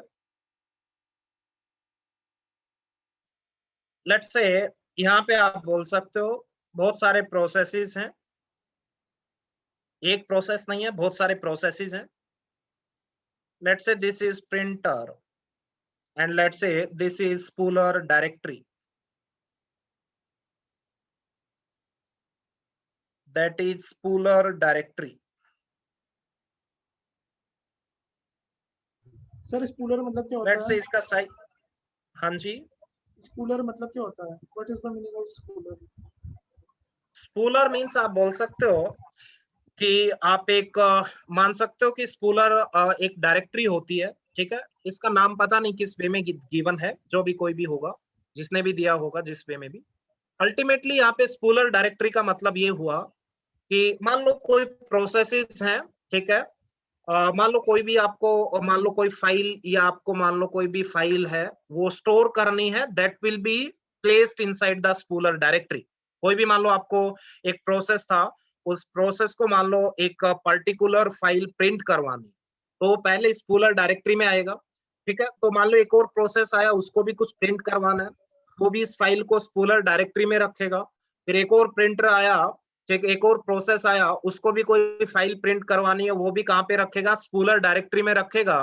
तो आप बोल सकते हो ये क्यू लाइक एक आप बोल सकते हो डेटा स्ट्रक्चर है, जिसमें जो भी फाइल्स प्रिंट करनी है वो प्लेस करेंगे। ठीक है, और टर्न बाई आप बोल सकते हो जिस वे में वो अराइव हो रही है उस टाइम पे वो प्रिंट होती जाएंगी। जैसे एक फाइल प्रिंट हुई, नेक्स्ट जिसका टर्न है वो प्रिंट होगा। ठीक है, नेक्स्ट आपने एक और प्रिंट करना है वो प्रिंट होगा। जैसे मान लो आप कहीं पे भी कैफे में जाते हो, आपको प्रिंट निकलवाने 4-5 इधर उधर से प्रिंट निकलवाए, ठीक है, आपने सभी में प्रिंट की कमांड दी। ठीक है, या आप बोल सकते हो कोई भी आपकी एक कैफे है, इंटरनेट कैफे, उसमें सारे आप बोल सकते हो सिस्टम्स कनेक्टेड है, स्विच से कनेक्टेड है। एक सेंट्रल आपका डिवाइस होता है, सिस्टम होता है, जो कि आप देखते हो काउंटर पे है। तो डिफरेंट बहुत सारे आपने देखे सिस्टम्स वहां पे रखे हुए हैं, तो हर सिस्टम से आपने देखा एक कमांड दे दी आपने, इजंट इट, प्रिंट करने की। तो सभी के प्रिंट एक साथ निकलने लगते हैं या वन बाई वन निकलते हैं? यस, वन बाई वन निकलते हैं। उनमें कुछ आप बोल सकते हो कुछ तो टाइम गैप रहा होगा, या सेकंड्स में नहीं तो मिली सेकंड्स में, मिली में नहीं तो माइक्रो में या नैनो सेकंड्स में कुछ टाइम गैप रहेगा। उस टाइम गैप के अकॉर्डिंग जो भी फाइल सबसे पहले आएगी वो स्पूलर डायरेक्टरी में रखी जाएगी, फिर वो प्रिंटर उसको प्रिंट करेगा, फिर प्रिंटर नेक्स्ट फाइल जो भी होगी उसको लेगा और उसको प्रिंट करेगा, and so on. That is the problem, isn't it? ये प्रॉब्लम स्टेटमेंट है, नथिंग एल्स। क्लियर है? Yes sir. ओके, ठीक है। तो आप बोल सकते हो स्पूलर एक डायरेक्टरी है जिसमें जो आपकी सीक्वेंस में जो भी आपकी फाइल्स प्रिंट करनी है वो प्लेस की जाएंगी, नथिंग एल्स। ठीक है, ओके। तो लेट्स से मान लो यहाँ पे एक इन वेरिएबल था, isn't it? और यहाँ पे एक आउट वेरिएबल था, isn't it? तो आप मुझे बताओ, मान लो पहले कोई प्रोसेस ने एक प्रिंट रिक्वेस्ट रखी और वो एक फाइल को प्रिंट करना चाहता है, लेट्स से a.doc, कोई भी फाइल थी, जो भी एक्सटेंशन था। उसके बाद मान लो नेक्स्ट किसी प्रोसेस आए, प्रोसेसेस लिखे हुए हैं तो कोई भी प्रोसेस आएगा, ठीक है। आप बोल सकते हो उसने भी अपनी एक रिक्वेस्ट जनरेट की b.doc and third let's say c.doc, isn't it? मान लो यस, आप मुझे बताओ यस 3 4 ऐसे बहुत सारे इसमें स्लॉट्स होंगे, लेट्स से 30 स्लॉट्स यहाँ पे होंगे, तो 0 to 29, isn't it? अब जरा मुझे बताओ इस मोमेंट पे इनकी वैल्यू क्या होगी, टेल मी। 0। 3 हो कितनी गया। होगी? 3 होगी। 3 होगी। 3 का मतलब ये हुआ प्रोड्यूसर्स यस अपनी फाइल जो भी वो रिक्वेस्ट सेंड कर रहे हैं वो फाइल कहाँ पे प्लेस होगी, जहां पे इन वेरिएबल पॉइंट कर रहे हैं, isn't it? Means in value is 3, तो नेक्स्ट सीक्वेंस में 3 पे आएगा। आउट की वैल्यू क्या होगी? 0, मींस प्रिंटर कहां से स्टार्ट करेगा प्रिंट करना? 0 से, फिर 1 से, फिर 2 से, and so on, isn't it? कोई डाउट है सर सबसे पहले तो इनमें सबसे पहले तो जो फाइल प्रिंट होने के लिए आएगी वही सबसे पहले प्रिंट होनी चाहिए ना सर? हाँ जी। तो प्रिंटर आउट वेरिएबल का यूज करेगा, आउट में जो वैल्यू है वहां से प्रिंट करना स्टार्ट करेगा। ठीक है सर, ठीक है।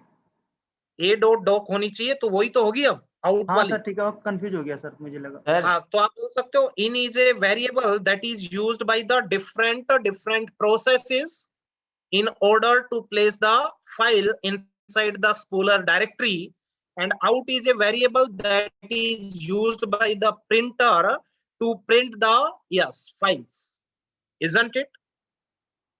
And this directory is a this spooler directory is a shared resource, बोल सकते हो, that is shared by both processes as well as printers, isn't it?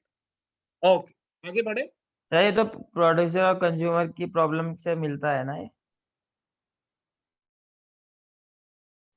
कैसे मिलता है? उसमें भी तो सर ये था ना कि प्रोसेसर और कुछ आप प्रिंटर। बोल सकते हो कि इसमें जैसे उसमें आइटम थे, यहाँ पे बहुत सारे प्रोसेसेस हैं, वहां पे एक ही था प्रोड्यूसर। जी हाँ जी, ठीक है सर। यहाँ पे एक प्रोसेस आया P1, वो कुछ प्लेस करके चला गया, एक और प्रोसेस आया P2, वो कुछ प्लेस करके चला गया, isn't it? वो सेम सिस्टम से भी जनरेट हो सकते हैं, जरूरी नहीं अदर सिस्टम से। आप अपने सिस्टम से 2-3, एक मान लो एक फाइल आपने कहीं से प्रिंट करके दे दी, एक और दूसरी, तो उसके करस्पॉन्डिंग दूसरा प्रोसेस होगा, isn't it? एक और आपने प्रिंट के लिए दिया, उसके करस्पॉन्डिंग एक और प्रोसेस होगा, isn't it? And so okay. तो इसके लिए अपन लिखते हैं, स्मॉल साइज का कोड है, nothing else, pseudo code. First load RI memory of in. RI का मतलब क्या है? Respective process register. इसका मतलब ये हुआ कि इस कोड को एक ही प्रोसेस चलाएगा या डिफरेंट प्रोसेसेस चला सकते हैं, डिफरेंट प्रोसेसेस। तो RI मान लो P2 प्रोसेस आया तो उसके करस्पॉन्डिंग रजिस्टर होगा R2, isn't it? P3 आया तो उसके करस्पॉन्डिंग रजिस्टर होगा R3 and so on, isn't it? Okay. तो सारे प्रोसेसेस की आपके जो सेपरेटली रजिस्टर्स होंगे, उनमें जो इन मेमोरी लोकेशन है उसका जो कंटेंट है that will be stored in the respective register of the processes, that is the meaning. Second, store ये spooler directory SD of RI और यहाँ पे जो भी फाइल नेम होगा, FN मीन्स फाइल नेम, ठीक है, मीन्स उस जो भी फाइल नेम होगा that will be placed in the spooler directory, store करेंगे, इजंट इट। थर्ड वन आपने लिखा दैट इज इंक्रीमेंट, RI को इंक्रीमेंट करेंगे, इजंट इट। उसके बाद बताओ नेक्स्ट क्या करेंगे, फोर्थ में स्टोर करेंगे किसकी value, yes we can say that RI की value memory location of in, यहाँ पे स्टोर करेंगे, यस और नो, यही होगा। Yes sir. तो आप बोल सकते हो this is the code used by the processes in order to enter into the spooler directory। Spooler directory में एंटर करने का ये कोड है, इसलिए इसको बोलते हैं एंटर फाइल। फाइल एंटर करवाने के लिए कोड होगा, तो जिस भी प्रोसेस को फाइल एंटर करवानी है ये कोड वो एग्जीक्यूट करेगा, इजंट इट? कोई डाउट है इसमें? Okay, so right down first point.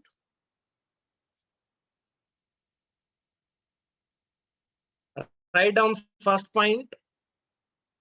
Audible or not? Tell me. Yes sir. So write down. Sir ये In- FN क्या है? FN file name. ओके जो सर। फाइल नेम है वो स्पूलर डायरेक्टरी में यस प्लेस करेंगे, स्टोर करेंगे।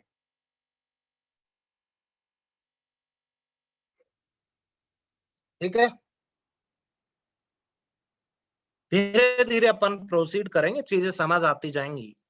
आप सुनते हुए चलना, सारे क्वेश्चन सोल्व हो जाएंगे, नथिंग एल्स। ठीक है, कोई भी डाउट्स आए बोलते हुए चलना, धीरे धीरे आपकी देखना कमांड आएगी। और प्रॉब्लम्स अपन जब प्रीवियस ईयर गेट प्रॉब्लम्स पे चलेंगे then you will be able to solve each and every problem, isn't it? Okay, आप मुझे बताना जरा, write down first point. In is a variable used by, in is a variable used by all the processes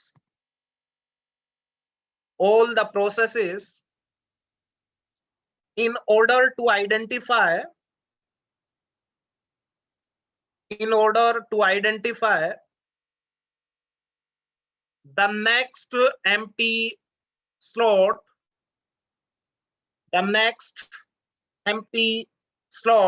in the spooler directory.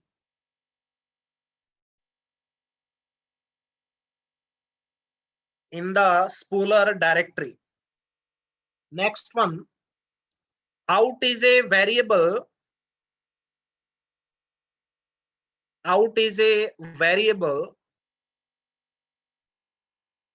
that is used by the printer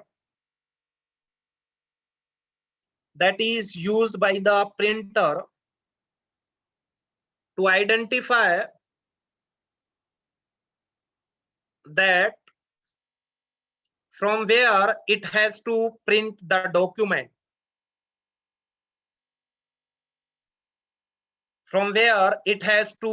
the document,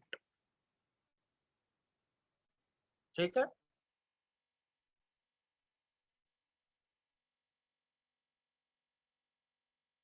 यहाँ पे बताना shared resources क्या क्या है। Spooler directory और spooler directory, spooler directory, spooler directory as well as invariable. Invariable is shared among all the processes, ठीक है। Multiple processes इनवेरिएबल्स का यूज करेंगे, ठीक है। ओके, नेक्स्ट यहाँ पे भी एनालिसिस देखते हैं, ध्यान से देखना, ये इंपॉर्टेंट है। जो मैं बात आपको बताना चाह रहा था वो बात मैं बता नहीं पाया था, ध्यान से देखना। प्रोड्यूसर कंज्यूमर में आपने एक एनालिसिस किया था, उसमें काउंट में मैंने प्रोड्यूसर की यस 2 स्टेटमेंट्स चलाई थी, उसके बाद प्रीएम्पशन कर दिया था, यस और नो। उसके बाद कंज्यूमर को चलाया था, उसकी 3 स्टेटमेंट्स चलाई थी एक साथ, यस और नो, काउंट वाली। उसके बाद यस ये प्रीएम्पशन रिज्यूम होने के बाद यस प्रोड्यूसर की थर्ड स्टेटमेंट चलाई थी। अगर आप मुझे बताओ मैं प्रोड्यूसर को कंप्लीटली चलाता उसके बाद कंज्यूमर को चलाता तो ये प्रॉब्लम नजर आती क्या आपको? No sir. वो सर नहीं आती, इजंट इट? बट ध्यान से देखना, अपने को स्टडी करना है कि हर प्रियम्पशन कहीं पे भी आ सकता है, कभी भी आ सकता है। यस, ठीक है। प्रैक्टिकली अपन देखते हैं प्रियम्पशन कभी भी आ सकता है, कहीं पे भी आ सकता है, मींस किसी भी मोमेंट पे आ सकता है। तो अपने को यस सारी पॉसिबिलिटीज कवर करनी पड़ेंगी। एक पॉसिबिलिटी मैंने आपको बताई, अगर ये ऐसा चलाने के बाद बाई चांस प्रियम्पशन आ जाए तो ये प्रॉब्लम आ सकती है and we need to cover each and every yes possibility. कोई डाउट है इसमें? क्लियर है? ठीक है, yes sir. Yes sir. Clear है। तो सिंक्रोनाइजेशन में मेन टास्क यही रहेगी। कई बार आप ध्यान से देखना, इनको चलाने के बहुत सारे वेज हो सकते हैं। कभी पहले कंज्यूमर को चलाया फर्स्ट के बाद प्रीएम्प्ट करके, फिर प्रोड्यूसर को चलाया, फिर इसको प्रीएम्प्ट कर दिया, फिर इसको रिज्यूम कर दिया। तो बहुत सारी पॉसिबिलिटीज हैं और अगर आपने सही आपके स्ट्राइक नहीं किया तो कई बार आप प्रॉब्लम आइडेंटिफाई नहीं कर पाओगे, इजंट इट? तो जैसे जैसे प्रैक्टिस करोगे तब आपको समझ आएगा कि इस प्रॉब्लम में कहां पे प्रियम्पशन लें कि कोई प्रॉब्लम आए, इजंट इट? अगर आपने देखा कि कहीं पे भी अगर मैं प्रियम्पशन लेके देख लूं या कैसे भी चला के देख लूं, पहले कंज्यूमर को, फिर कहीं प्रियम्प्ट किया, फिर मैंने प्रोड्यूसर को, हर तरीके से मैंने ट्राई किया, कोई प्रॉब्लम नहीं है, that means that is the correct solution. Clear है? आप देख सकते हो थोड़ी कॉम्प्लेक्सिटी आपको नजर आ रही है, क्वेश्चंस में आएगी, ठीक है। बट धीरे धीरे आप प्रैक्टिस करोगे तो सारी चीजें इजी हो जाएंगी। क्लियर है? ओके, नाउ एक एनालिसिस करते हैं, ठीक है। एक एनालिसिस करते हैं, ध्यान से देखना। एनालिसिस में अपन क्या देखते हैं, लेट्स से अब मुझे बताओ, यस लेट्स से यस इन वेरिएबल इज 3, ठीक है।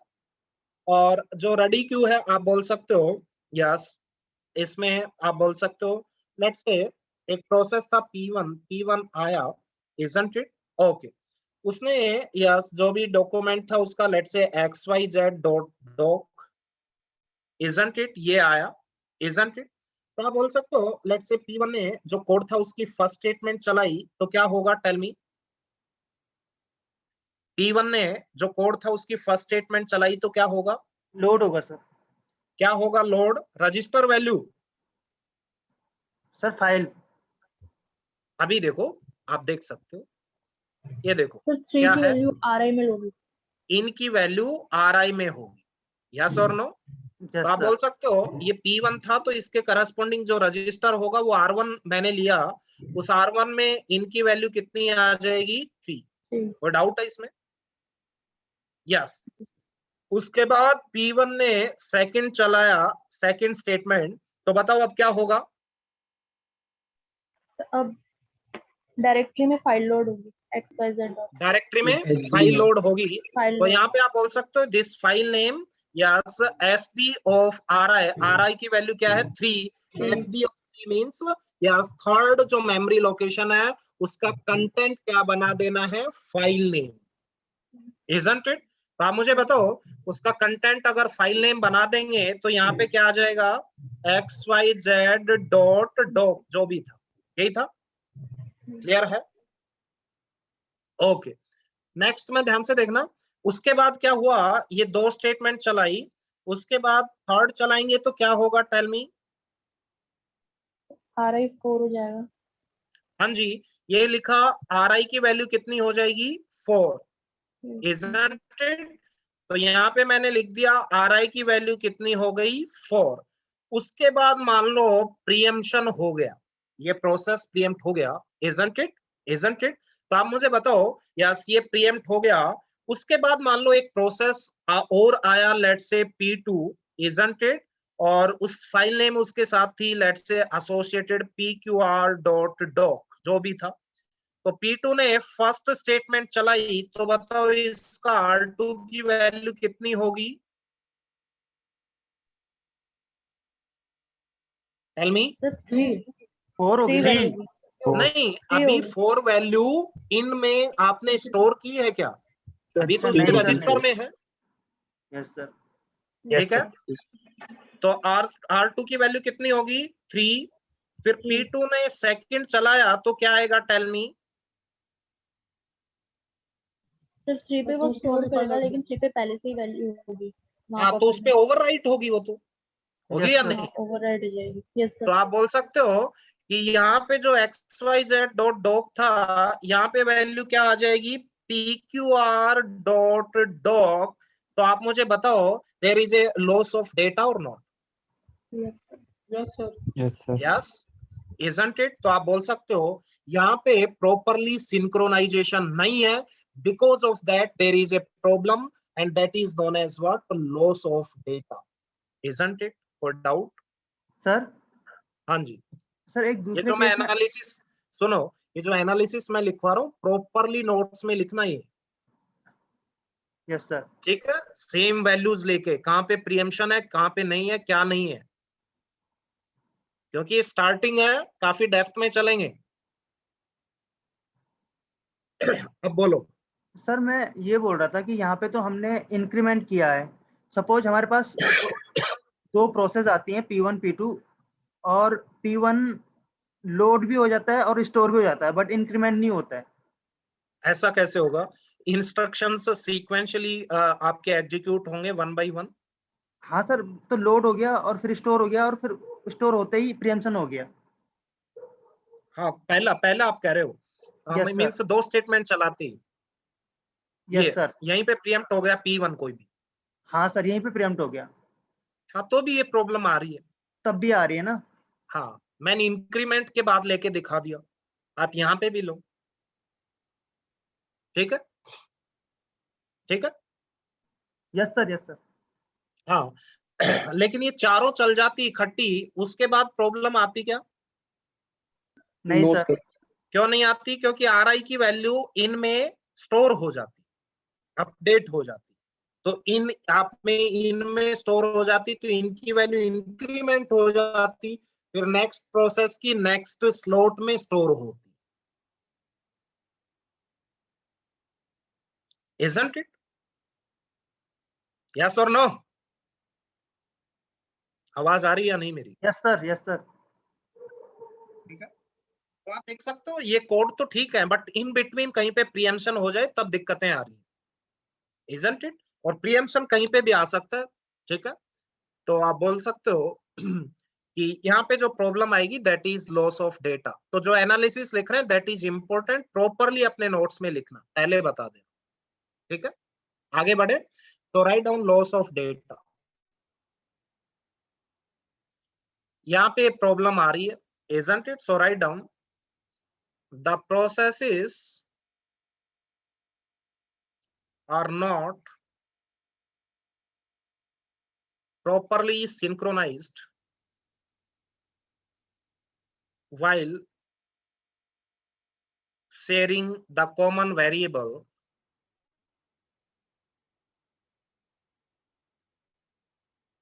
in. Hence, it leads to loss of data.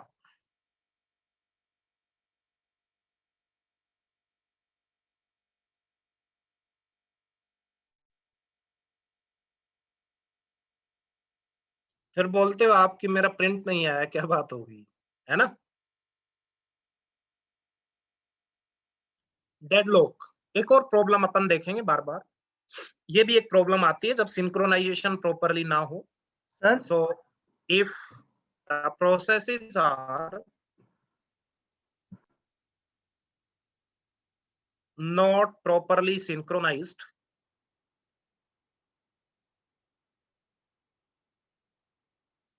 while sharing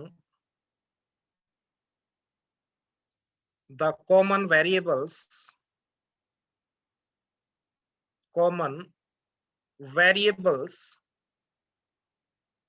or common resources,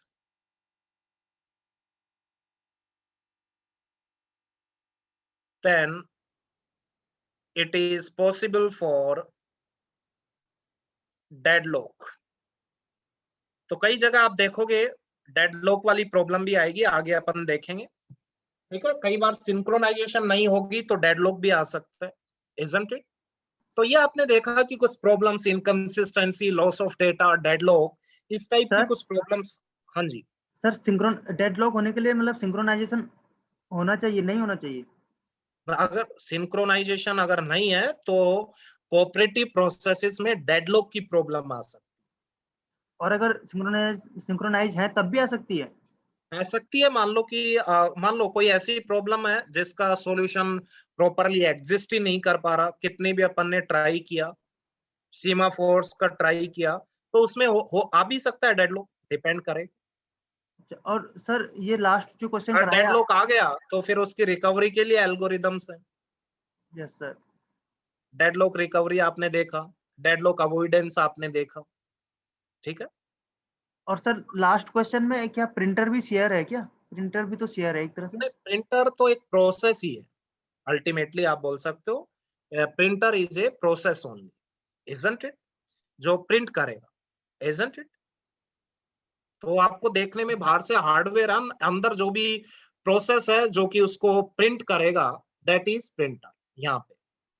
but sir सारी प्रोसेस उसी को यूज कर रही है तो वो भी शेयर नहीं हो गया इसको प्रिंटर को?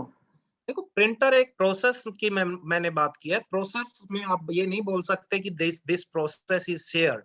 हाँ, ये बोल सकते हो कोऑपरेटिव प्रोसेसेस हैं सारे। ठीक है। Okay sir. हाँ, और अल्टीमेटली आपने, ठीक है, जो प्रॉब्लम्स आ रही हैं वो आपने देखा कि प्रोसेसेस जब एंटर कर रहे हैं फाइल में उस टाइम पे प्रॉब्लम आ रही है। ठीक है, तो अपना जो एरिया है वहीं तक है। ठीक है, आगे प्रिंटर का काम है, वो प्रिंट करता रहेगा। ठीक है, तो स्पेसिफिकली इस प्रॉब्लम ने अपने को आगे देखना ही नहीं है, अपने को ये देखना है कि जब फाइल एंटर कर रहे हैं स्पूलर डायरेक्टरी में उस टाइम पे जो डिफरेंट डिफरेंट प्रोसेसेस हैं वो जब इसमें एंटर कर रहे हैं तो वहां पे दिक्कत आ रही है। ठीक, ओके। तो ये 3 प्रॉब्लम्स अपन ने देखी, 3 problems. First one was the inconsistency. Second one was the loss of data. Third one was the deadlock. ठीक है, तो ये कोड वगैरह जो सूडो कोड थे, ये आपको ऐसा नहीं है कि बाई हार्ट करने हैं, याद करने हैं, बट आपको थोड़ा आइडिया होना चाहिए कि यस, प्रोड्यूसर में ऐसा था, कंज्यूमर में ऐसा था। ठीक है, चीजें आपके माइंड में होनी चाहिए, क्योंकि वो कुछ भी कोड बना के दे सकते हैं सीमा फोर का यूज करके, बट एग्जैक्टली आपको पता होना चाहिए, आइडिया होना चाहिए कि वहां पे while count equals to n था, नीचे count equals to count plus 1 था, इजंट इट? ऐसा आइडिया होना चाहिए, और क्या प्रॉब्लम आ रही है और कैसे आ रही है ये क्लियर होना चाहिए, इजंट इट? ओके, क्योंकि क्वेश्चन में कुछ भी हो सकता, वैसे ज्यादा आता नहीं है, बहुत टफ चीजें, बट पहले गेट में काफी टफ चीजें भी आई हुई हैं सिंक्रोनाइजेशन में। अगर आप बहुत पहले देखो तो वहां पे आप देख सकते हो कोई प्रॉब्लम आपको वो नई रीडिजाइन करके दे सकता है, उसका कोड भी लिखा हुआ देगा, प्रॉब्लम भी आपको बता देगा, ये प्रॉब्लम स्टेटमेंट है, तो यहाँ पे कौन सी प्रॉब्लम अराइज हो सकती है, इजंट इट? तो बाई हार्ट नहीं करना, आपको लॉजिक समझना, इजंट इट? ओके, ठीक है। सर तो आज यहीं पे ओवर करते हैं लेक्चर, नेक्स्ट लेक्चर में देखेंगे कुछ कि आप बोल सकते हो कि जो कंडीशन फॉलो करनी पड़ेगी सिंक्रोनाइजेशन के लिए, ठीक है, ताकि ये प्रॉब्लम्स ना आए, वो कंडीशंस अपन देखेंगे, जैसे म्यूचुअल एक्सक्लूजन, प्रोग्रेस क्या होती है, बाउंडेड वेटिंग क्या होती है, ये लेक्चर में देखेंगे, इजंट इट? ओके सर कल टाइमिंग क्या होगी? यार, कल 6 ही रखो, मंडे से करते हैं यार 5। ठीक है, ओके सर। ठीक है, ओके यस सर। सर। ठीक है, कल सर आपके डाउट्स भी लेंगे। हाँ, बोलिए। सर ये जो आपने अभी प्रोड्यूसर और कंज्यूमर प्रॉब्लम करवाई, उसमें जैसे आपने काउंट को काउंट प्लस 1 के लिए आपने 3 इंस्ट्रक्शन लिखे जो मशीन कोड में रन होंगे, तो सर उससे पहले भी तो कुछ इंस्ट्रक्शन है, उसका भी तो कुछ मशीन कोड होगा? हाँ जी, बिल्कुल होगा, सभी का होगा। तो सर वहां पे भी फिर वही ठीक है, प्रॉब्लम हो सभी सकती का है ना? होगा। स्टेटमेंट में जब भी क्वेश्चन आएगा तो आपको बताएगा। ठीक है, ठीक है, कि count equals to count plus 1 is executed yes in by 3 instructions, ठीक है, yes load increment and store ऐसे specify होगा, ठीक है, ठीक है, यस सर। ओके, ठीक है। तो आप बोल सकते हो ये चीजें आपको स्पेसिफाई करके दी जाएंगी क्वेश्चन में, no need to worry at all. अगर कुछ नहीं है तो आप बोल सकते हो ये जो स्टैंडर्ड प्रोड्यूसर कंज्यूमर प्रॉब्लम अपन अज्यूम करके चल रहे हैं उनमें अपन बोल रहे हैं कि count equals to count plus 1, ठीक है। इसमें अपन ने 3 केसेस आपने कवर की, इजंट इट, 3 केसेस, ठीक है। तो आप बोल सकते हो अगर मान लो इससे पहले इन इक्वल्स टू इन प्लस 1 है, वो भी इंक्रीमेंट वैसे ही होना है, मशीन कोड में लोड होगा, इंक्रीमेंट होगा, स्टोर होगा, बट आप देखना इन इक्वल्स टू इन प्लस 1 में वैसे करोगे तो कोई दिक्कत नहीं आएगी, ये प्रॉब्लम ऑब्जर्व नहीं हो पाएगी। समझ रहे हो मेरी बात? क्योंकि count equals to count plus 1 कर रहे हो, वो वैल्यू उसकी जो आपने देखा रजिस्टर में अपडेट हो गई थी लेकिन काउंट को अपडेट नहीं किया था, तो वहां पे प्रीएम्पशन लेने से आपको प्रॉब्लम नजर आएगी। इन इक्वल्स टू इन प्लस 1 में अगर 3 इंस्ट्रक्शंस में लिखोगे, वहां पे इन बिटवीन प्रीएम्पशन करके देखोगे तो इनकंसिस्टेंसी नजर नहीं आई, ठीक है। तो शेयर्ड मेमोरी Yes, में sir. जहाँ पर शेयर हो रहा है वैल्यू वहीं पर आएगी प्रॉब्लम। हाँ, मोस्टली वहां पे ही प्रॉब्लम्स आएगी, otherwise in equals to in plus 1 से क्या ही होना है, ठीक है ना। क्योंकि वो तो इन वहां पे भी कई बार आ सकती है अगर मान लो कि, बट जहां पे भी आएंगी क्वेश्चंस में ऐसा स्पेसिफाई मिलता है मोस्ट ऑफ द क्वेश्चंस में कि ये इंस्ट्रक्शन है, ये 3 इंस्ट्रक्शन से एग्जीक्यूट होगा एक्चुअल में जो मशीन इंस्ट्रक्शंस होते हैं। कई बार लिखा होगा this is atomic instruction, atomic instruction अपन अज्यूम करेंगे कि एक साइकिल में कंप्लीट हो जाएगा, इजंट इट, एक साइकिल में कंप्लीट हो जाएगा। एटॉमिक नहीं होता तो आप जैसे count equals to count plus 1, तो उसके लिए 3 इंस्ट्रक्शंस थे मशीन इंस्ट्रक्शंस, एक्चुअल में आप देखोगे अगर अपन अज्यूम करें कि हर इंस्ट्रक्शन जो मशीन इंस्ट्रक्शन लिखा वो 1 साइकिल ले रहा है, तो वहां पे 3 साइकिल्स लग रही है, इजंट इट। तो साइकिल्स होती हैं, आपने आर्किटेक्चर में पढ़ी होगी, साइकिल टाइम एंड ऑल। तो ऐसा अगर क्वेश्चन में मेंशन होगा, जैसे अपन क्वेश्चंस करेंगे वहां पे आपको इजीली ये चीजें समझ, ठीक है, ओके, ठीक। ओके। मोस्टली यहाँ से क्वेश्चंस नहीं बनेंगे, जहां से अब ये चीजें ही आपको समझ आनी चाहिए, सारी चीजें क्वेश्चंस तक आप जाओगे तो सीमा फोर्स का यूज करेंगे, वहां पे आपको चीजें समझ आने लगेगी, ठीक है, ओके। बट यहाँ पे कोई भी डाउट हो, रिवाइज करना है, प्रॉपरली एनालिसिस लिखना है, नोट्स वगैरह अच्छे से मेंटेन करना है, ठीक है, ताकि रिवीजन के टाइम पे आपको कोई दिक्कत ना आए। सिंक्रोनाइजेशन और कंकरेंट प्रोग्रामिंग, इनमें स्टूडेंट्स को थोड़ी प्रॉब्लम रहती है, तो अगर आप प्रॉपरली अगर कंसंट्रेट करोगे तो कोई दिक्कत नहीं आएगी और कंटिन्यूटी मेंटेन रख, ठीक है। इस वीक में अपन कंप्लीट कर देंगे सिंक्रोनाइजेशन, ठीक। Okay guys, so thank you so much. Thank you sir.